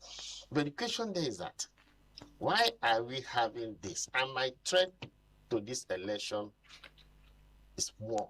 The indicators are higher. Because we are going to have the issue of political violence, which is not yet abated. Voters' intimidations. How do we explain that? How do I come out holistically with joy that I want to go and vote? How do you now explain the issue of partisan security? How neutral? What confidence do I have and know that this man guiding this election is neutral? These are some of these things. Despite the fact that there was a walk organized by the security apparatus recently in Osogbo to tell them that we are ready to do our work. But there's still that issue of credibility in some of these actions. Are we now having what people say, many take Paris, that's the biblical philosophy that the handwriting is on the wall? But here it's metaphorically used. It's not philosophy now. It's not prophecy. But metaphorically using the sense that how do we now explain frozen and unfroze of accounts credibility? So this is what I'm talking about. Are we now see the hand of Esau, the voice of Jacob? Is that how people say in the Bible? Let me come to the phrasing of the account. Okay, so the salary account was freeze. And we still keep on appealing to them to keep on diffusing the tension. Because the Osun election has taken a different dimension. The level of the anticipated violence and the fear. So if there's so much fear, who's going to vote now? Yeah, so that brings me to this question. Could this affect the credibility of electoral process? Well, the credibility of the electoral process has always been put on the scale of balance for a very long time. Because a transparent election does not end in voting. The transparent election ends in the transition to the collation and to the declaration. Within that transition, I don't know if you are looking at that angle. Yes, we have voted. It's transparent. Everything was good. The material got to the right location at the right time and the right. But what's the transition between that collation point to the point of declaration? I think there was a a case like a dual election or something like that. So how do we explain those nuances within that level? Maybe I'm doing some intellectual treatment, but this is the reality we need to evaluate to enable us, because we need to assure our people in Osun that yes, this election is good. True. Come out to vote. So, but what impact could this incident have on voters' confidence? There's going to be a high level of impact. It's becoming a situation of gangsterism warfare. And you think that will keep voters not coming out to vote? That's the fear. And that gangsterism warfare is that, like recently, the campaign one say we'll collect it from them. Did the APC, we use a Yoruba, we'll collect it from them. Then the other say, come and see. And if some are brandishing, sometimes we don't even know which party is which party. Now, the level of the violence, we don't even know what they are no longer discussing the main issue. Nobody is now discussing in his campaign the healthcare issue. Nobody talking about schools. Nobody talking about agriculture. Nobody talking about the infrastructure. How do we want to develop? Nobody talking about the youth empowerment. But all the concentration, 80% is concentrating on how do we reduce violence. And it's a high level of distraction, and it's putting our democracy into test. It's no longer a clash of political parties. It's a clash of personality and dynasties. The dynasty control. Yes, I agree. We are behind on the mandate we all stand on the presidential level. Let them say they don't even trust that enunciation coming from the sitting governor. What is the trust? If there was that particular trust, then why is it that there's so much fees? Why not do this election on fat issues, basic issues?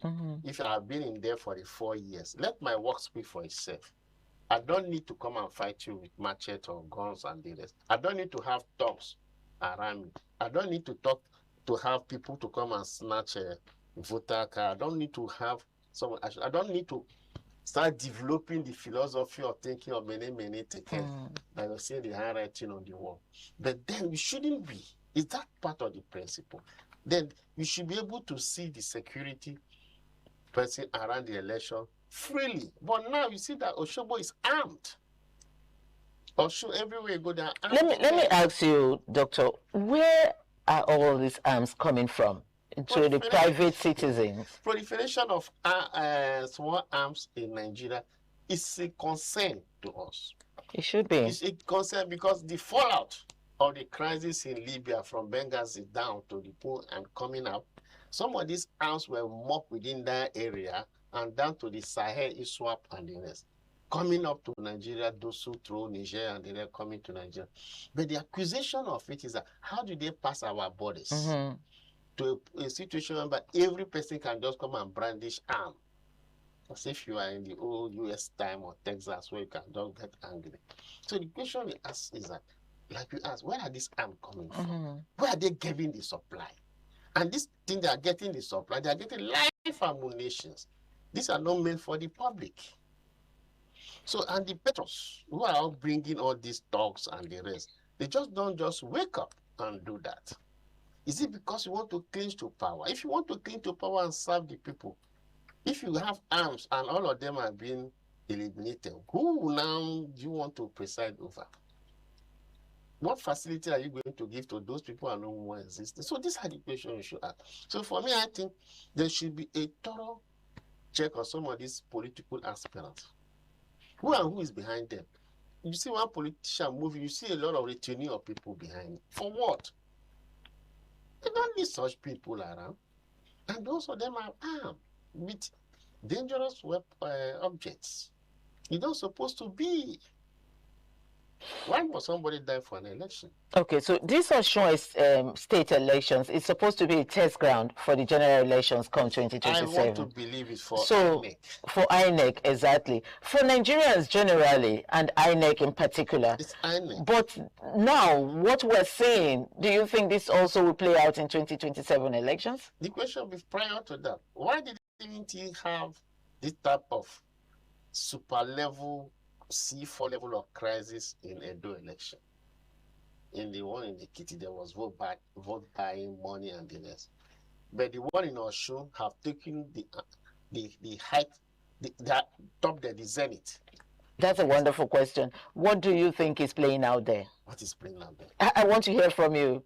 Well, that was what that's the question that all of us were now asking. What is playing out there? Could it be that because Mr. President is from Osun State? It does not matter whether you come there. Democracy should be respected of where you come. It should be a nationalist approach. The man is going to be there. It's not going to serve his family alone. It's going to serve the entire people, even if it's from there. They are talking about the people. They are talking about the people. The health care. Have you been able to look at the health centers? At the school?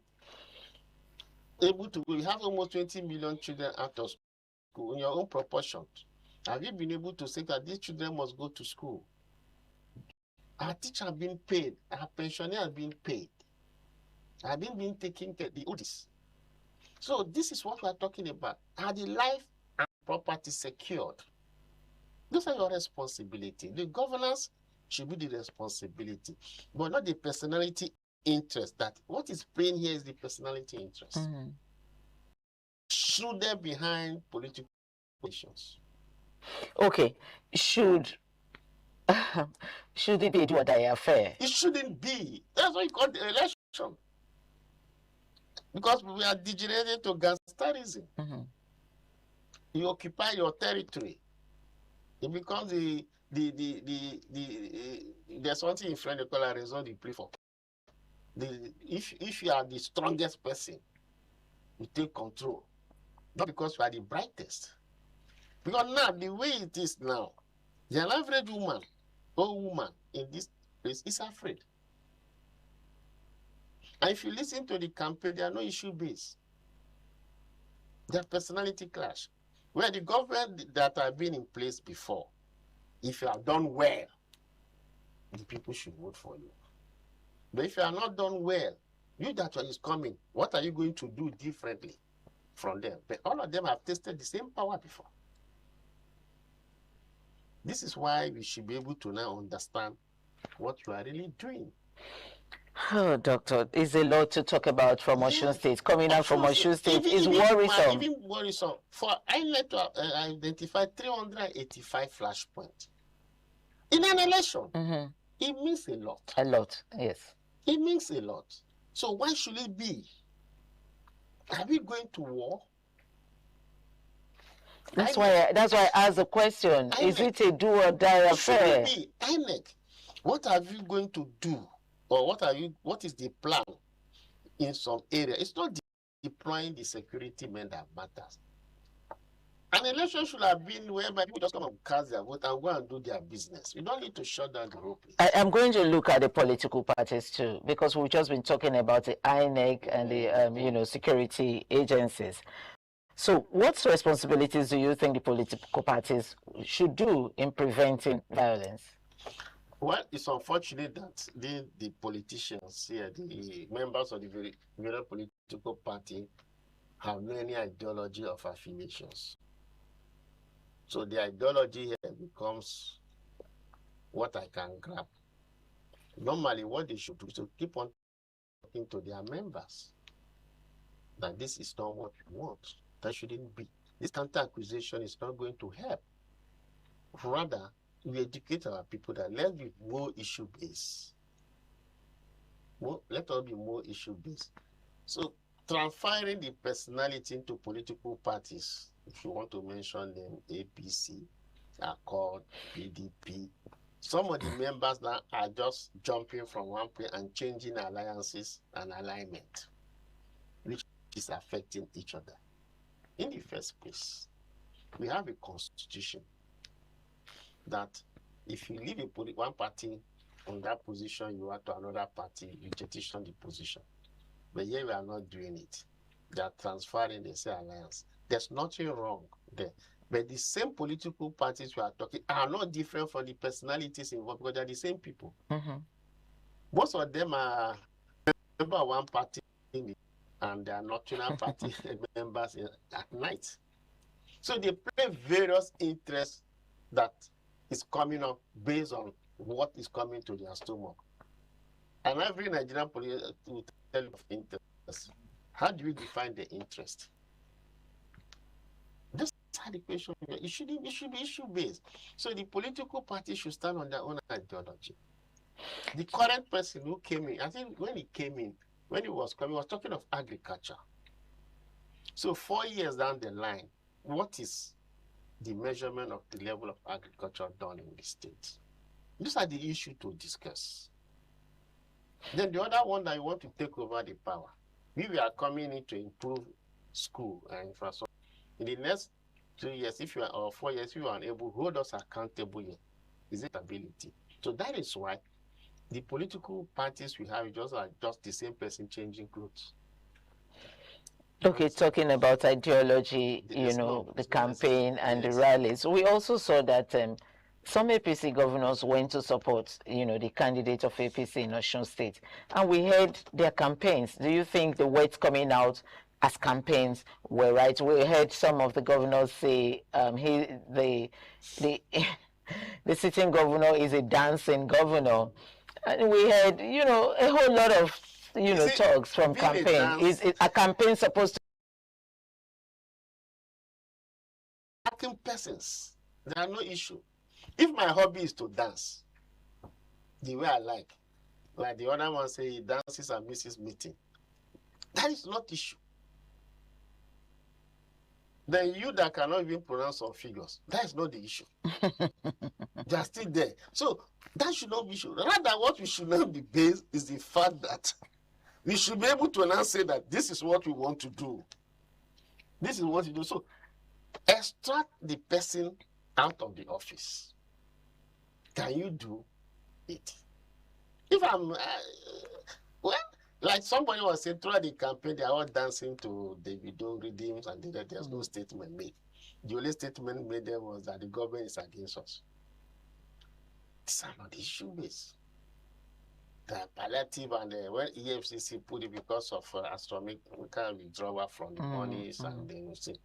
And the sad thing now is not so bad.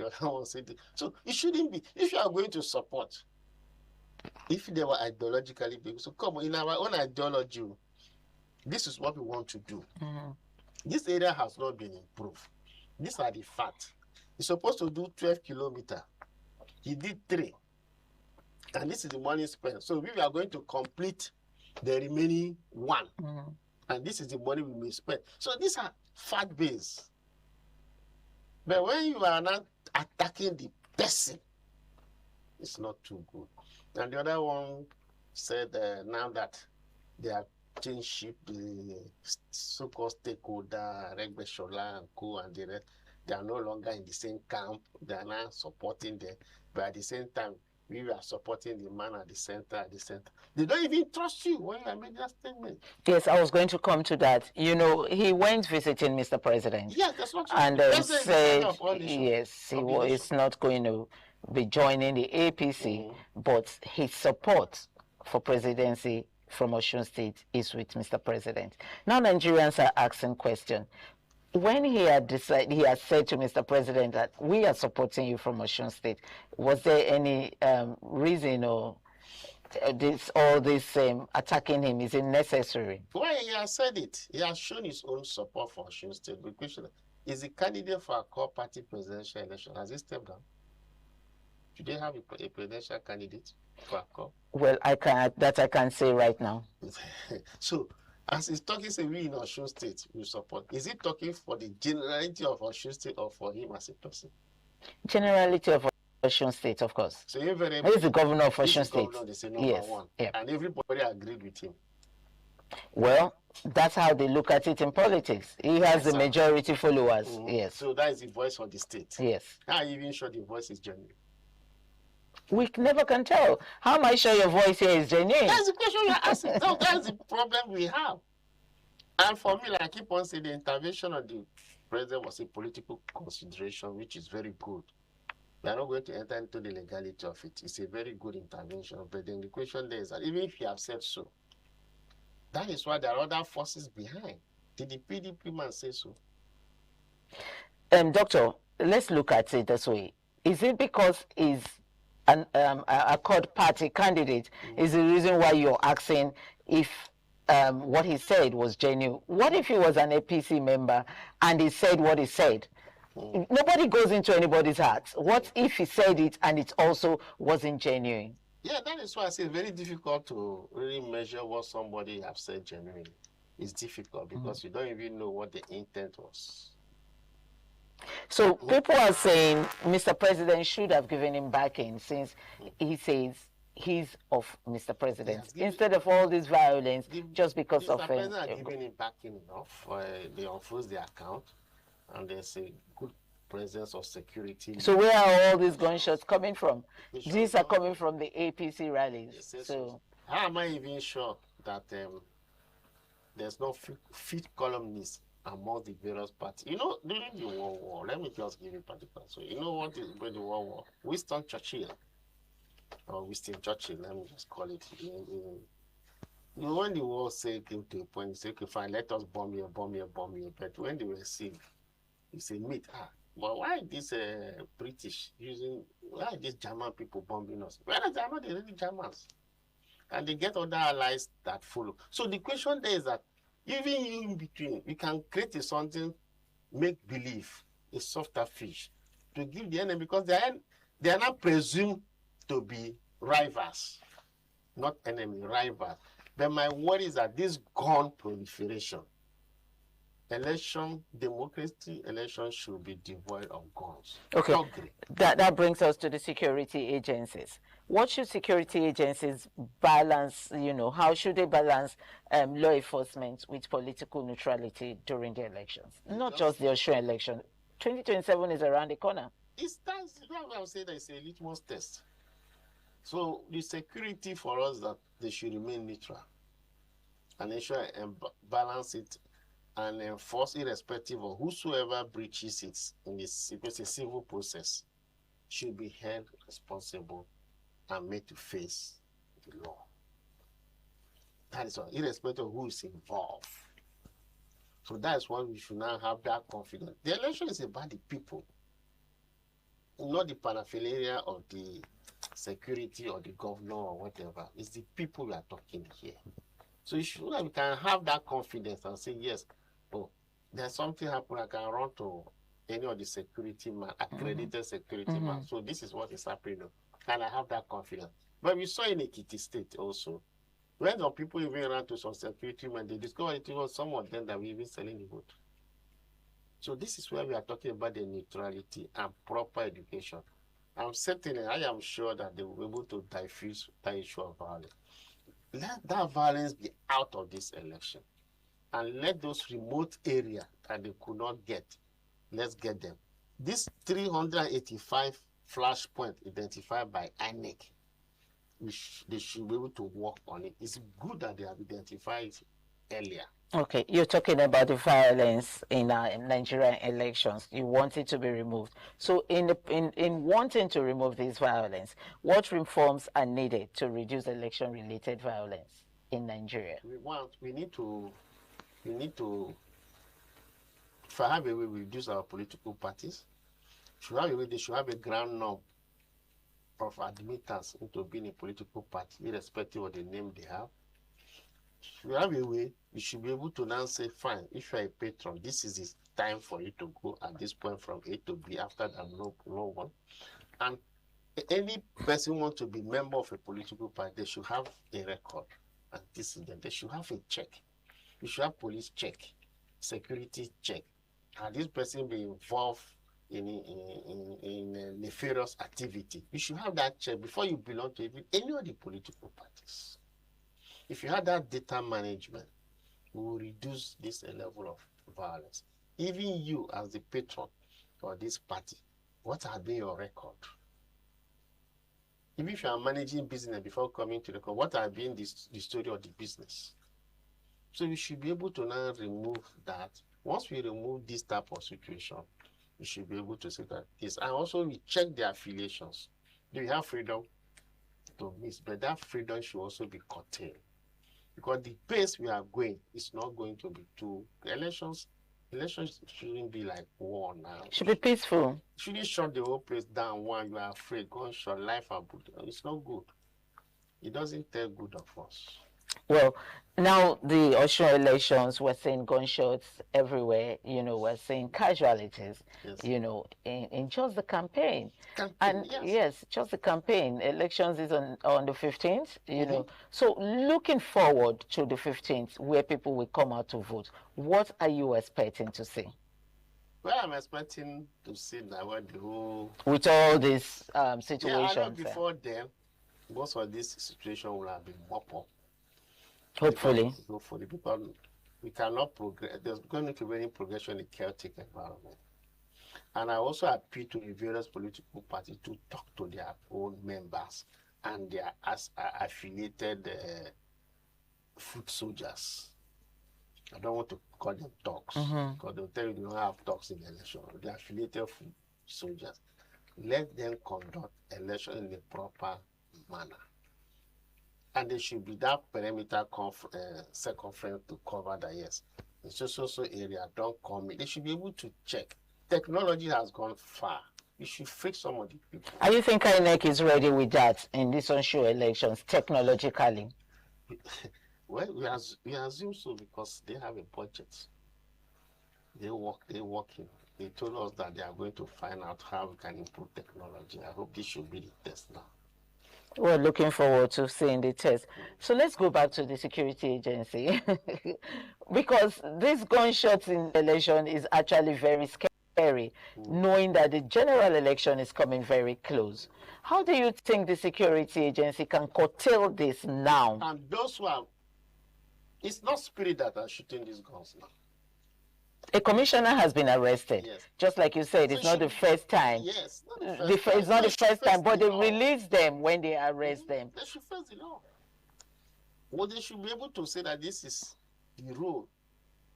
But the question is, I've seen the personalities are getting stronger than the institutions. How do we say that, yes, it's the same way the commissioner, who maybe is he licensed to have a gun or whatever? Is the gunshot coming from him or from his angle? Was he shot because he was self-defense or something? Or is there another person shooting on behalf of the commissioner? Or is it the opposition people shooting and say that it is the party? So these are some of these things we need to evaluate. So because once these checks are put in place, so because the way this Osun election is violence, we don't want to have a Wild West election process and operation waiting in those days. Waiting, you know, it was very chaotic. If you go to the history, political history of this country, it was very chaotic, and we don't want that. So that the people coming who have attained the age of voting, they should have confidence in our own democracy. It's evolving. But once if shrewd with this type of this ethnic group don't vote here, you don't vote here. And if you don't vote, if you are not voting for this particular, that intimidation. So how will the security agency curb this? That's my question. Yeah, they have to curb it. If any person is caught genuinely doing that, propagating that, then they should be able to. Because why I said that is there were some complaints coming out from Lagos in the last elections where we had some particular tribes were not allowed to vote in some particular areas here in Lagos State. That wasn't curbed. We saw a lot of blood. We saw a lot of dead bodies. So how will that become? I believe it's a test run with Osun State. So we're saying the same thing. So in Osun State, they do have different tribes. They have different political parties. Yeah, they have different political parties.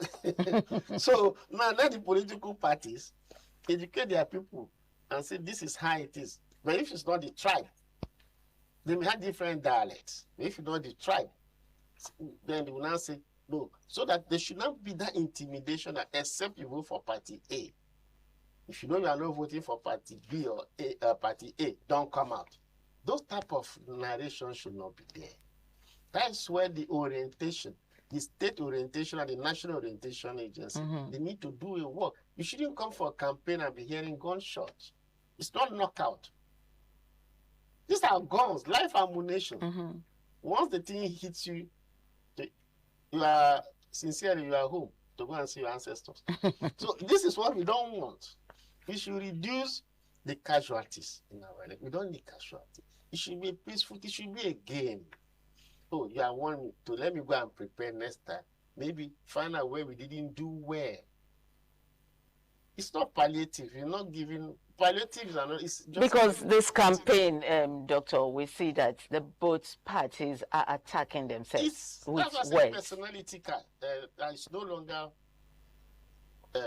It's no longer based on ideology. No, we don't have ideology. So if it was them, they should be able to tell, this is what I've done. What the sitting governor should tell, I have done this in this area, go and check. I have spent this in this area, go and check. I have done this. So it should be that base. Even if you are dancing and you are telling us that this is what I've done, there's no problem. Okay, let's look at when you start fighting amongst yourselves, and somebody will now come, because everything is personality. The president, no, you should just. I was going to go there. Sentiment. Let's look at sentiments right now in Osun State. The ruling party is complaining that they've been attacked by APC. Everything is being brought to them negatively by APC, especially with the freezing of the salary account. Do you think sentiment will play out in this election on the 15th? Voters coming out to vote the ruling party out of sentiment? My own sentiments here is that sentiments at times can be very influential. They can also turn as a tool of negative persuasions when you have sentiments. But for the voters, already what should be going at the voters' mind is that despite all odds, if Party A has done well, I will go for it. But I will not go for Party 8 at the detriment of my own life. That is what's going to happen. Then, like I said, a transparent election does not end by voting. A transparent election, after the voting, the coalition, the transition towards declaration, what happened in between. Those are the processes we need to do. Fine, we may have all the soldiers guiding the whole place and nobody wants to vote. What do we do? The fear. So now, we should downplay sentiment. We should stop playing to the gallery. It should be fact-based. Somebody should be playing the role of a choir master to calm down the tempo. Yes, at this moment in time. Each party should play the role of the choir master and calm down the tempo. It shouldn't be at all costs and must be. It must be returned. It must be this. It must be. If you have done well, you don't need to be afraid. Okay. INEC, like you said earlier, you're just worried for INEC. Yeah, I pity. Yes, that you pity INEC. So at this level, how should INEC and the police, in collaboration, help to calm all of this ahead of the future elections? Because honestly, the elections, the general elections, in a few days, a few months away from now. So how do you think INEC and the police should collaborate ahead of future elections? Internal security issue. The internal security issue is that we have to now provide the various flashpoints. And the collaboration is that we should be able to now work that in the future election, in this zone, these are the flashpoints that they did in this, INEC did in this option. So how do we come? Who are those involved in this area, making it a flashpoint? So we should be able to then come in respect of who is involved. That's why I call this Osun Bamenda Triangle, Osun Ede and Osogbo. We need to really know, how do we collaborate, how do we work? It's not only police alone that is involved in this security. There's a civil defense corps that also involved. The safety of our youth corpers also matters. Yes, yeah. The safety voter matters a lot. So this education, have they been able to come out with a proper education? Not INEC official come on television and tell us no longer. Have you been to the grassroots to tell them, come on, this is what we are saying. Come on, vote. That's secure. So that collaboration, I am sure a joint task force is always prepared for that. But we must have the proper election done. Okay. Looking at INEC, and Osun State? We are looking at Osun State right now. Do you think INEC has done enough? For me, INEC have already done enough. My kudos to INEC is for them to have identified the flashpoint. That means they already know where the problem is. Identifying the flashpoint is not enough. Do they have plans on how to handle INEC it? should be able to have a robust plan to work now. I want to convince myself that before identifying that, they are already providing solution. They shouldn't be reactive. But the question there is, how genuine are there other influence that will affect their decisions? If their decisions are objective, general objective are not distorted on what they're supposed to do in proper. Not that it's difficult to do it. We can always do the right thing. But how your interest on it doing it the right thing affect the generality of the optic. Okay, let's quickly look at one more question before we round off. What key lessons should political leaders and voters take from this incident coming out from Osun State? One for me, safety. They should ensure there should be all elements of safety for both the voters, the security, the managers of the elections, the materials of the elections, the compilation of the results, the announcement of the results, and the acceptability of the results. You know, there's a difference between declaration of result and result. What's the difference? Yes, you may have this result that maybe I'm having 23, but someone else will come and declare 26. So what will you do? That is this. But for me, I am sure that INEC have built a resilience architecture. That is a framework that will make them to prepare that this is what we have to do. And they are already putting response protocols in terms of that situations.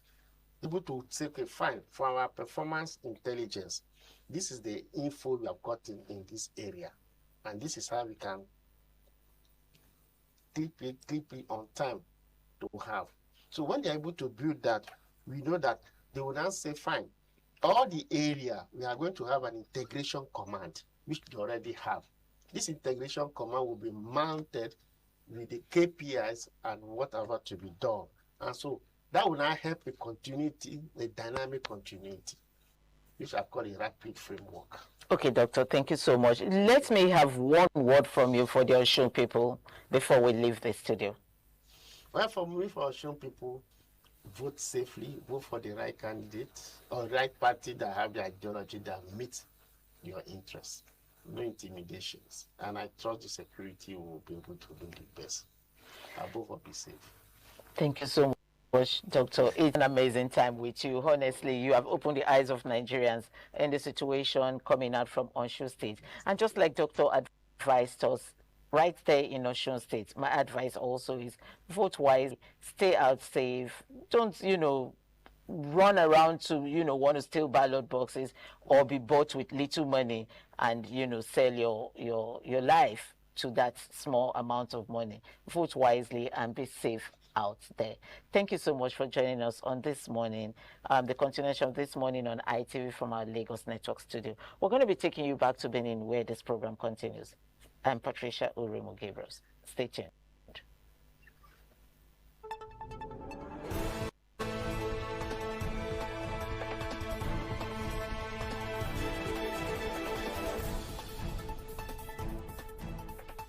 Admission. Igbenedion College of Health Technology, Benin.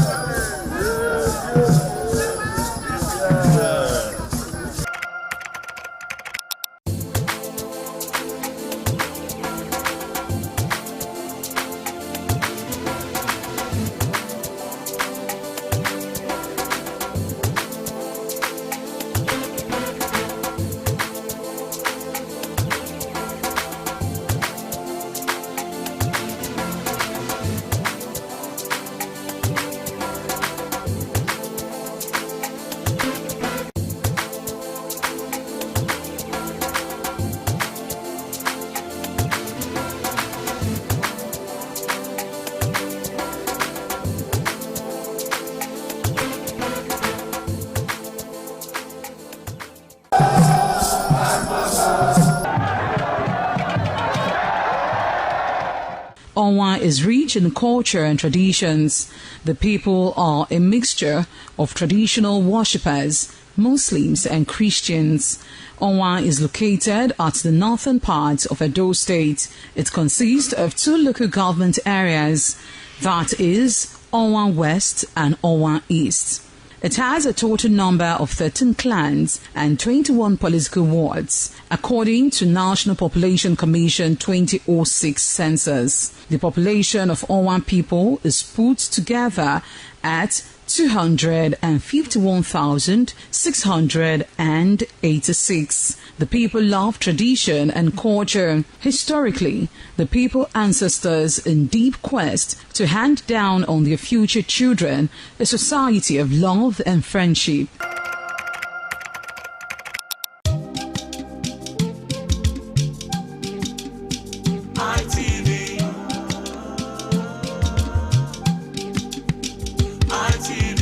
ITV, certainly the best.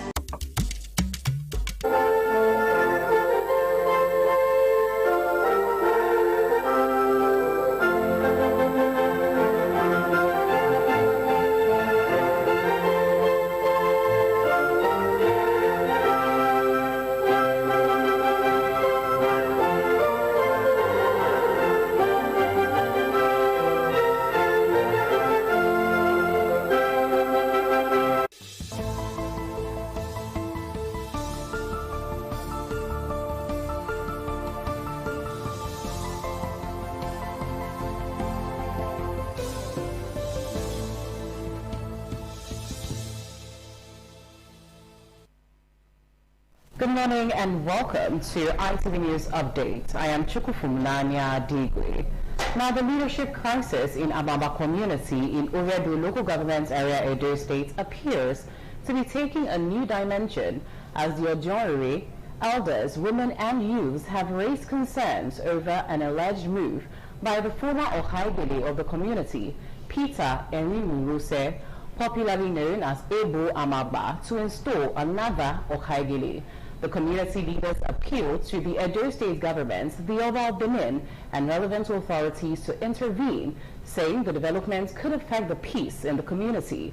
The report by Efosai Rio is presented by Ofuri Aneto. The Odionwe of Amagba Adolo community, Pa Joseph Idoikeme, alongside elders, women and youth, expressed concern over alleged plans by the former Okaile of the community, Peter Ehimirose, popularly known as Ebo Amagba, to install another Okaile. They called for immediate intervention of Edo State Governor, Senator Monday Pewolo, His Royal Majesty, Oba Ewaye II, Oba of Benin, and relevant authorities to wade into the crisis and prevent any action capable of disrupting the peace in the community.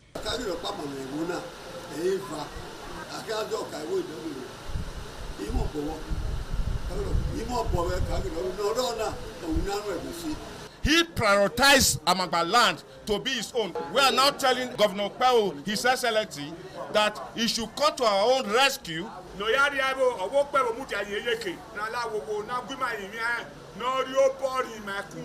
The community leaders also alleged that the former Okaigele of Amagba, Peter Ehimirose, popularly known as Ebo Amagba, allegedly brought suspected cult groups into the community on several occasions following the expiration. We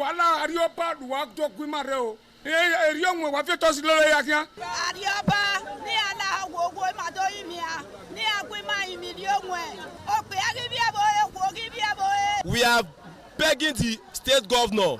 We have been living in peace in Amagba. I beg the governor of the Edo State to come to the Amagba, to come and hear from us. Some individuals just came and took our young way away to the palace, and they said they want to bring another Okaigele to the community. So we are surprised. We don't have any other person to bring it up. We have Okaigele in this community. Reacting to the allegations, the former Okaigele of Amagba, Peter Ehimirose, denied the claims. Somebody's accusing me of breaking court, but you see me now, I'm alone. From Benin, Ofuri Aneto, ITV News. In another report, an Uredu area customary court 2 sitting in Benin City has granted an order of interim injunction restraining family members from going ahead with any burial arrangement of Pa Robinson Niveruru Aigohia, Ikpewosa Ogiagbe, has the details. The court, presided over by its president B.E. Osage Esquire, with members A.C. Osunde Esquire and E.H. Ogbebo, Mrs. ruled in suit number ORACC/788M/2026. The claimant, Mr. Stanley Owohan Agohian, had approached the court over a dispute regarding the body of his late father. In its ruling, the court restrained Osayabame Agohian, fondly called Big Man, Mr. Orobosa Agohian, Mrs. Odion Peterson ni Agohian, Mrs. Uyohosa Femi ni Agohian, Mrs. Taiwo Ibizugbe ni Agohian, Frank Emimadoma, or any family members from taking, moving, or conducting any ceremony for the purpose of burying late Pa Agohian. The court also issued a restraining order against the medical director of Military Base Hospital, prohibiting the hospital from releasing the body of Pa Robinson Niveruru Agohian to any of the defendants or any other person. The body is to remain in the custody of the hospital pending the hearing and determination of the motion on notice already filed. Legal experts say this means any attempt to move the body or conduct burial rites at this time would amount to contempt of court and could attract serious legal consequences. The claimant told the court that he has been continuously denied access and the privilege of seeing the body of his late father. The matter has been adjourned for hearing of the motion on notice to 10th of August 2026. In the interim, the court says no burial, no release of the body of Pa Robinson Agohian until further notice. Ikmomosa Ugiagbe, ITV News. In another report, the family of late Chief Richard Eduwirfu Edobo, the Esiobasota of Benin, has celebrated his remarkable life and legacy in Benin City. Chief Edobo, who passed away at the age of 96, was remembered as a devoted family man, respected community leader, and custodian of cultural values. His family and children spoke fondly of his life, impact, and enduring legacy at a social dance held in his honor. Ehis Uhunamuri has the details.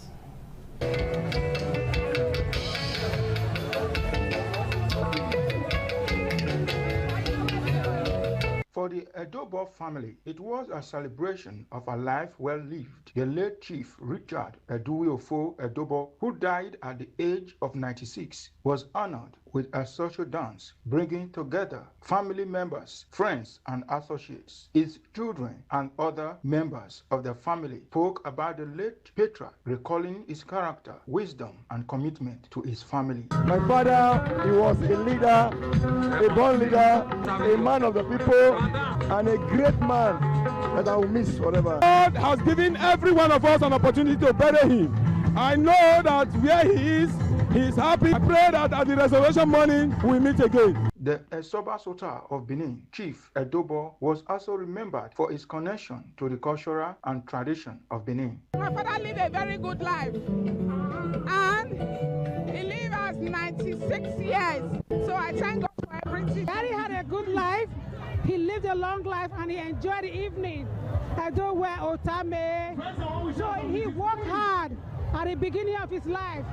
But in the evening part of his life, he enjoyed the fruit of his labor. My grandfather had a way, he understood the concept of family.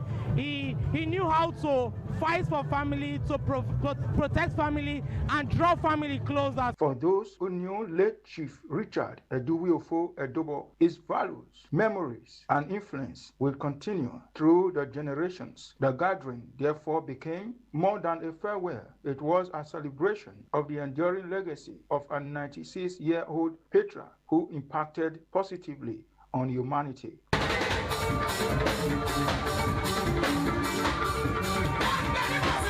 From Benin, Ehis Uhunamuri, ITV News.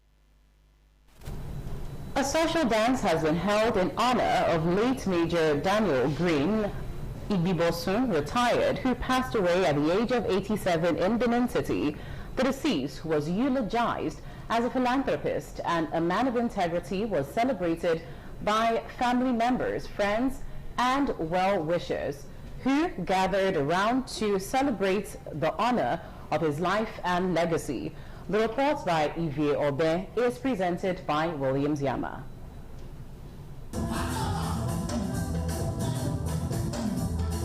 It was a memorable celebration as the family of late Major Daniel Green Amasiohu Igbinosu, retired, popularly known as Danny Green, gathered to celebrate the life and legacy of the deceased. Family members paid glowing tributes to the late military officer, recalling his contributions to the family and his impact on the lives of those around him. Commenting on the funeral, daughter of the departed, Lady Judith Omodahe, extolled her father as a unique man who lived a fulfilled life and was deeply committed to the welfare and success of his children. My dad was my number one. My dad was my best friend.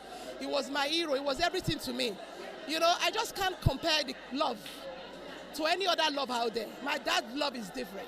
His son, Diamond Osamui Amasiohu, in his remarks expressed his love and admiration for his late father, describing him as a man of integrity whose values and principles will continue to inspire the family. He's a role model to me. He always put us, his children, first.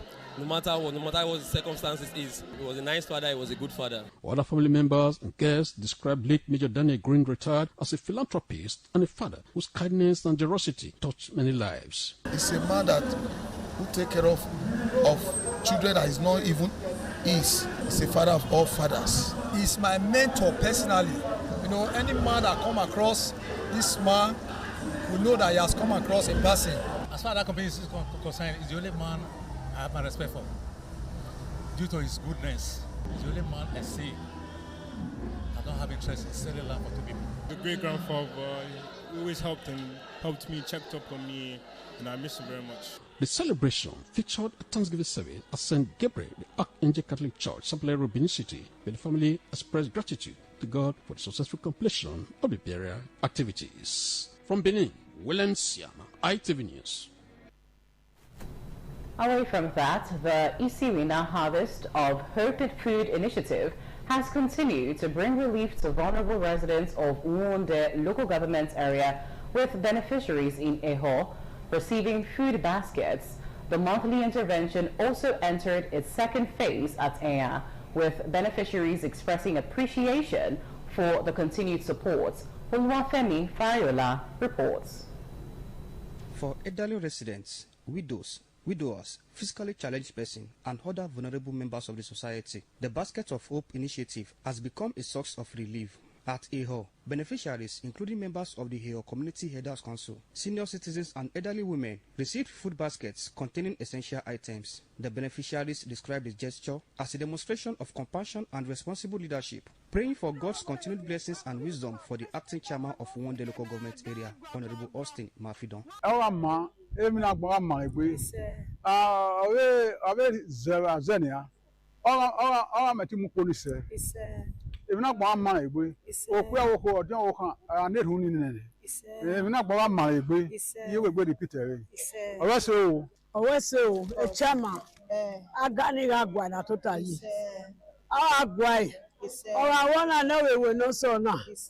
Meanwhile, at Enya, the second monthly phase of the initiative was greeted with excitement as beneficiaries who received the first food baskets returned to receive another round of assistance. Some beneficiaries said they were surprised and delighted to receive calls informing them of the second distribution, describing the continuity as a sign that the promise behind the initiative was genuine. This is the second batch, and this is my home here. I appreciate my chairman. We say now God now go bless him.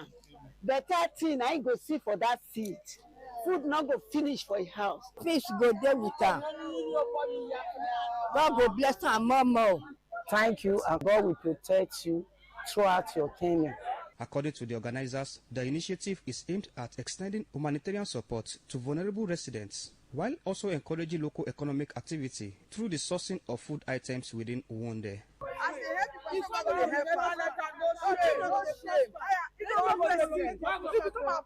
Oluwafemi Falayola, ITV News. Feuding parties in Ukoromi community in Oredu local government area Edo State have resolved their issue and come together to forge a united front for the development of the community. The natives of Ukoromi used the opportunity to appeal to the Oba of Benin to lift the suspension slammed on the leadership of the community. Ikmamusa Ogiagbe reports. Passionate appeal to His Royal Majesty Oba Ewaye II, Oba of Benin, to lift the suspension placed on the Odionwe of Ohoromi community, Pa John Edosoma Oragmo, and leadership of the community. Spokespersons for the youth said they have put the rift behind them, settled their differences, and decided to relate the settlement to the elders to engender peace in the community.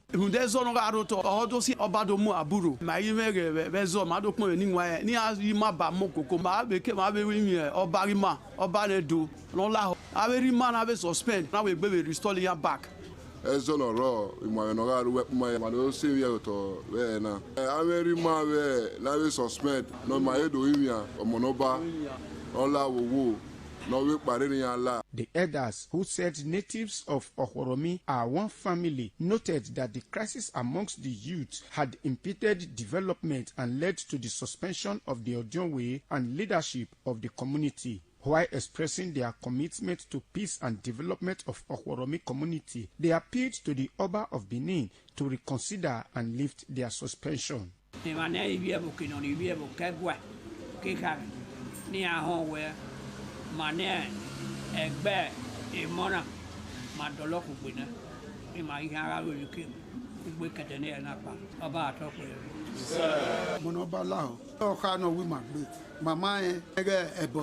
Ti ma do re ka ti ma o ha re gi madam e me lo aro to ma ya do yan ne ma mo we ni fade na agbon ya kuku gbe e ma gwa lo we ti ma ni do waya na ti ya wo de gbe o na give ya ma.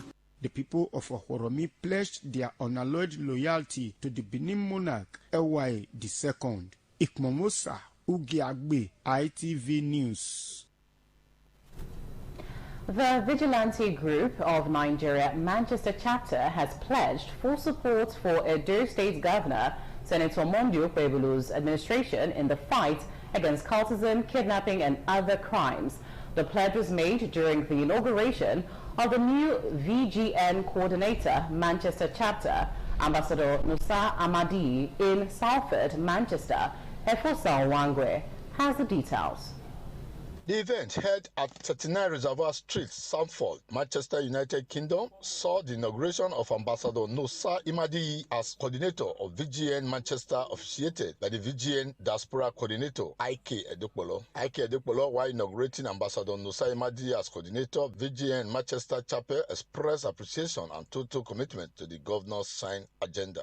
This expression comes from the good work that our governor has seen that he's doing. That give me the prompt to kind of organize this security measure out here in Manchester. In his acceptance speech, Ambassador Imadi commended Governor Monday Okpebholo for his focus on security, infrastructure and youth development. He assured the guests of his readiness to join government fight insecurity head-on to help boost developmental stride. He outlined his agenda to include backing the governors, say no to crime campaign, and uniting Edo people in the UK to contribute to a safer Edo.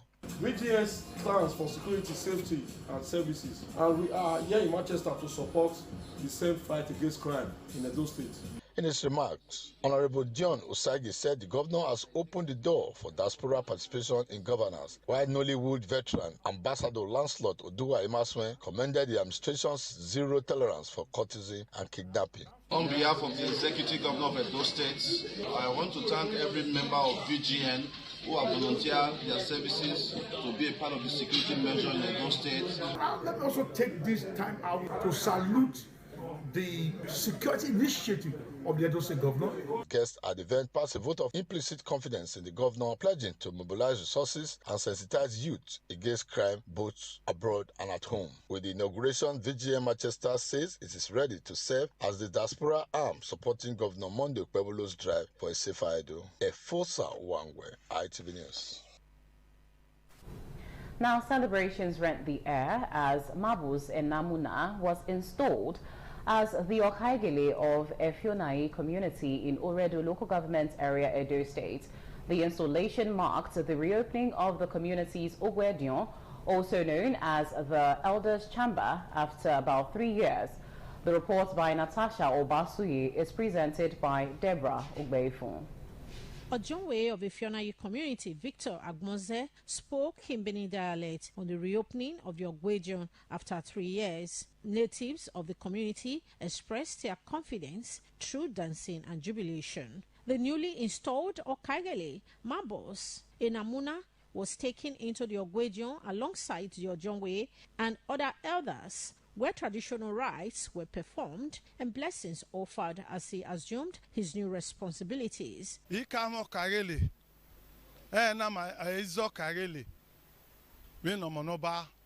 Explaining why the Ogwejon had remained closed for 3 years, the Ojonwe Victor Agmonze said the former Okaigele has suspended him from entering the chamber and allegedly threatened to kill him. He said the situation necessitated the decision to install a new Okaigele and reopen the Ogwejon. The Ojonwe also expressed concerns over what he described as lack of development in the community. Henry Novia Thomas, Emma fair do accompli where Okunto Igbava, Ena Tuladia, Ena Doze, Okaigele na. In an interview, the newly installed Okaigele Mambos in Amuna appreciated the Ojonwe elders, youths and natives of the community for the confidence reposed in him.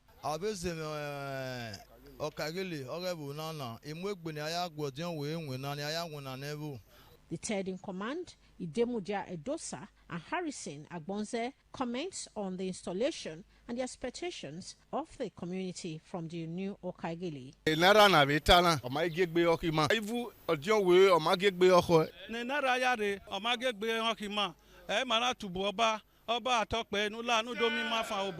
In Benin, Deborah Ogbeifun, ITV News. And with that report, we draw the curtain on ITV News Updates. I am Chukufum Nanya Digwe. Thank you for watching. Good morning.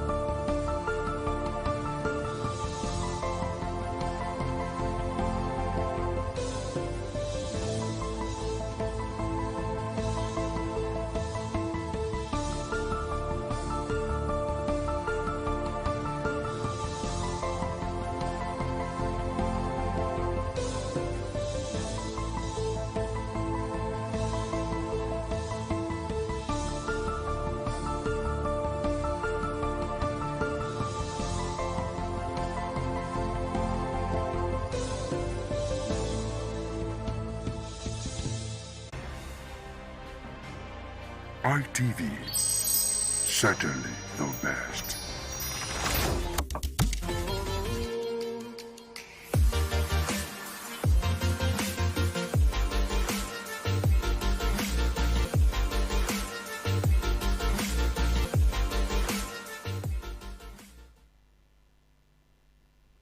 Good morning. Welcome to TMI Socials. I am Anuoluwapo Stevens. You better still call me your social media butterfly. Now, our video of the day is a video that went viral from our state governor, Senator Mondo Kwebolo, right there in Osun State, where he took a swipe at Osun State Governor Ademola Adeleke. Let's take a look. Before somebody sign paper, he will dance. Are you not tired? For 4 years, this man has been dancing. Before he take breakfast, before he drink tea, he will dance. I was asking my friend, and I said, I can't even remember when I saw this man in our general meeting in Abuja. Before he even entered the plane, he will dance. Before he got there, we had closed. So he won't know what we are saying. He doesn't know the reality of. Now, speaking about the dancing governor himself, let's take a look at a viral moment of him doing his thing. Ladies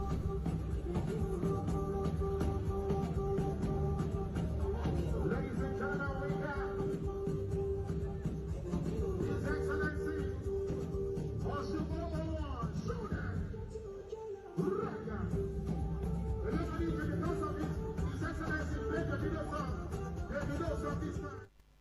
Now, hashtag electricity currently trending online as former Ekiti State Governor Ayodele Fayose has linked the lack of electricity to the reason why we have more growing population in the country. Now, according to him, he says on Friday right there in Abuja that lack of electricity has caused the men retiring to bed early as 7 p.m. with their wives and, you know, doing the thing right there. Anyway, take a listen to him.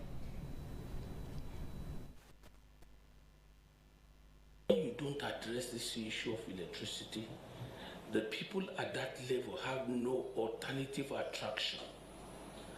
Nothing else matters to them after 7 o'clock.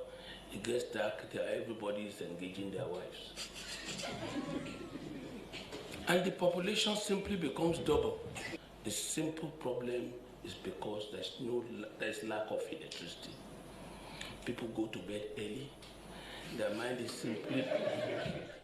Now, a lot of netizens are asking what's the correlation between lack of electricity and retiring to bed early with your wife. Let's have a few reactions if we can. With this user writing, in a decent climate, such statement would have been called for his immediate resignation. Controlling population growth falls into two categories: biological praxis of sex education and liberation of girls at an early age. In fact, population control begins from female agenda. Now, one more reaction would be from this user, Ife Oliwa on X, who says, I know Fitolafo, these Nigerian politicians and the way they see Nigerians, not total see finish. Well, let's just have a recap of other interesting videos that went viral over the weekend with hashtag the Federal Coastal Highway Road in Lagos with the new road task force ensuring that people no longer steal. Vandalism is totally eradicated from Lagos Calabar Coastal Highway. Also trended over the weekend was our president,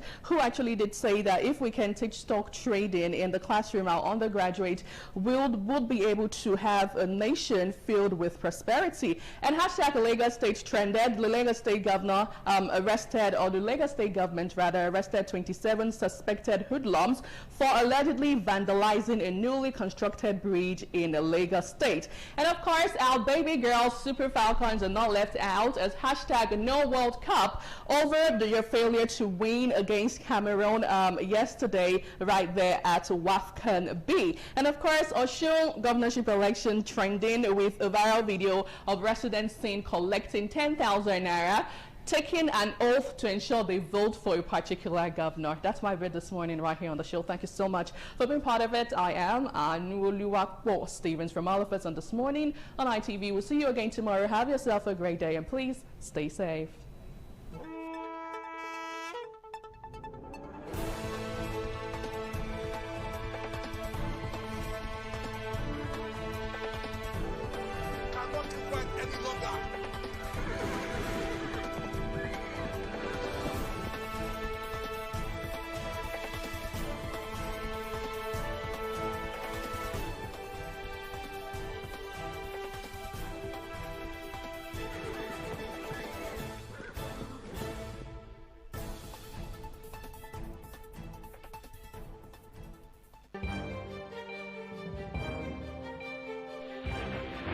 This is ITV. Certainly the best.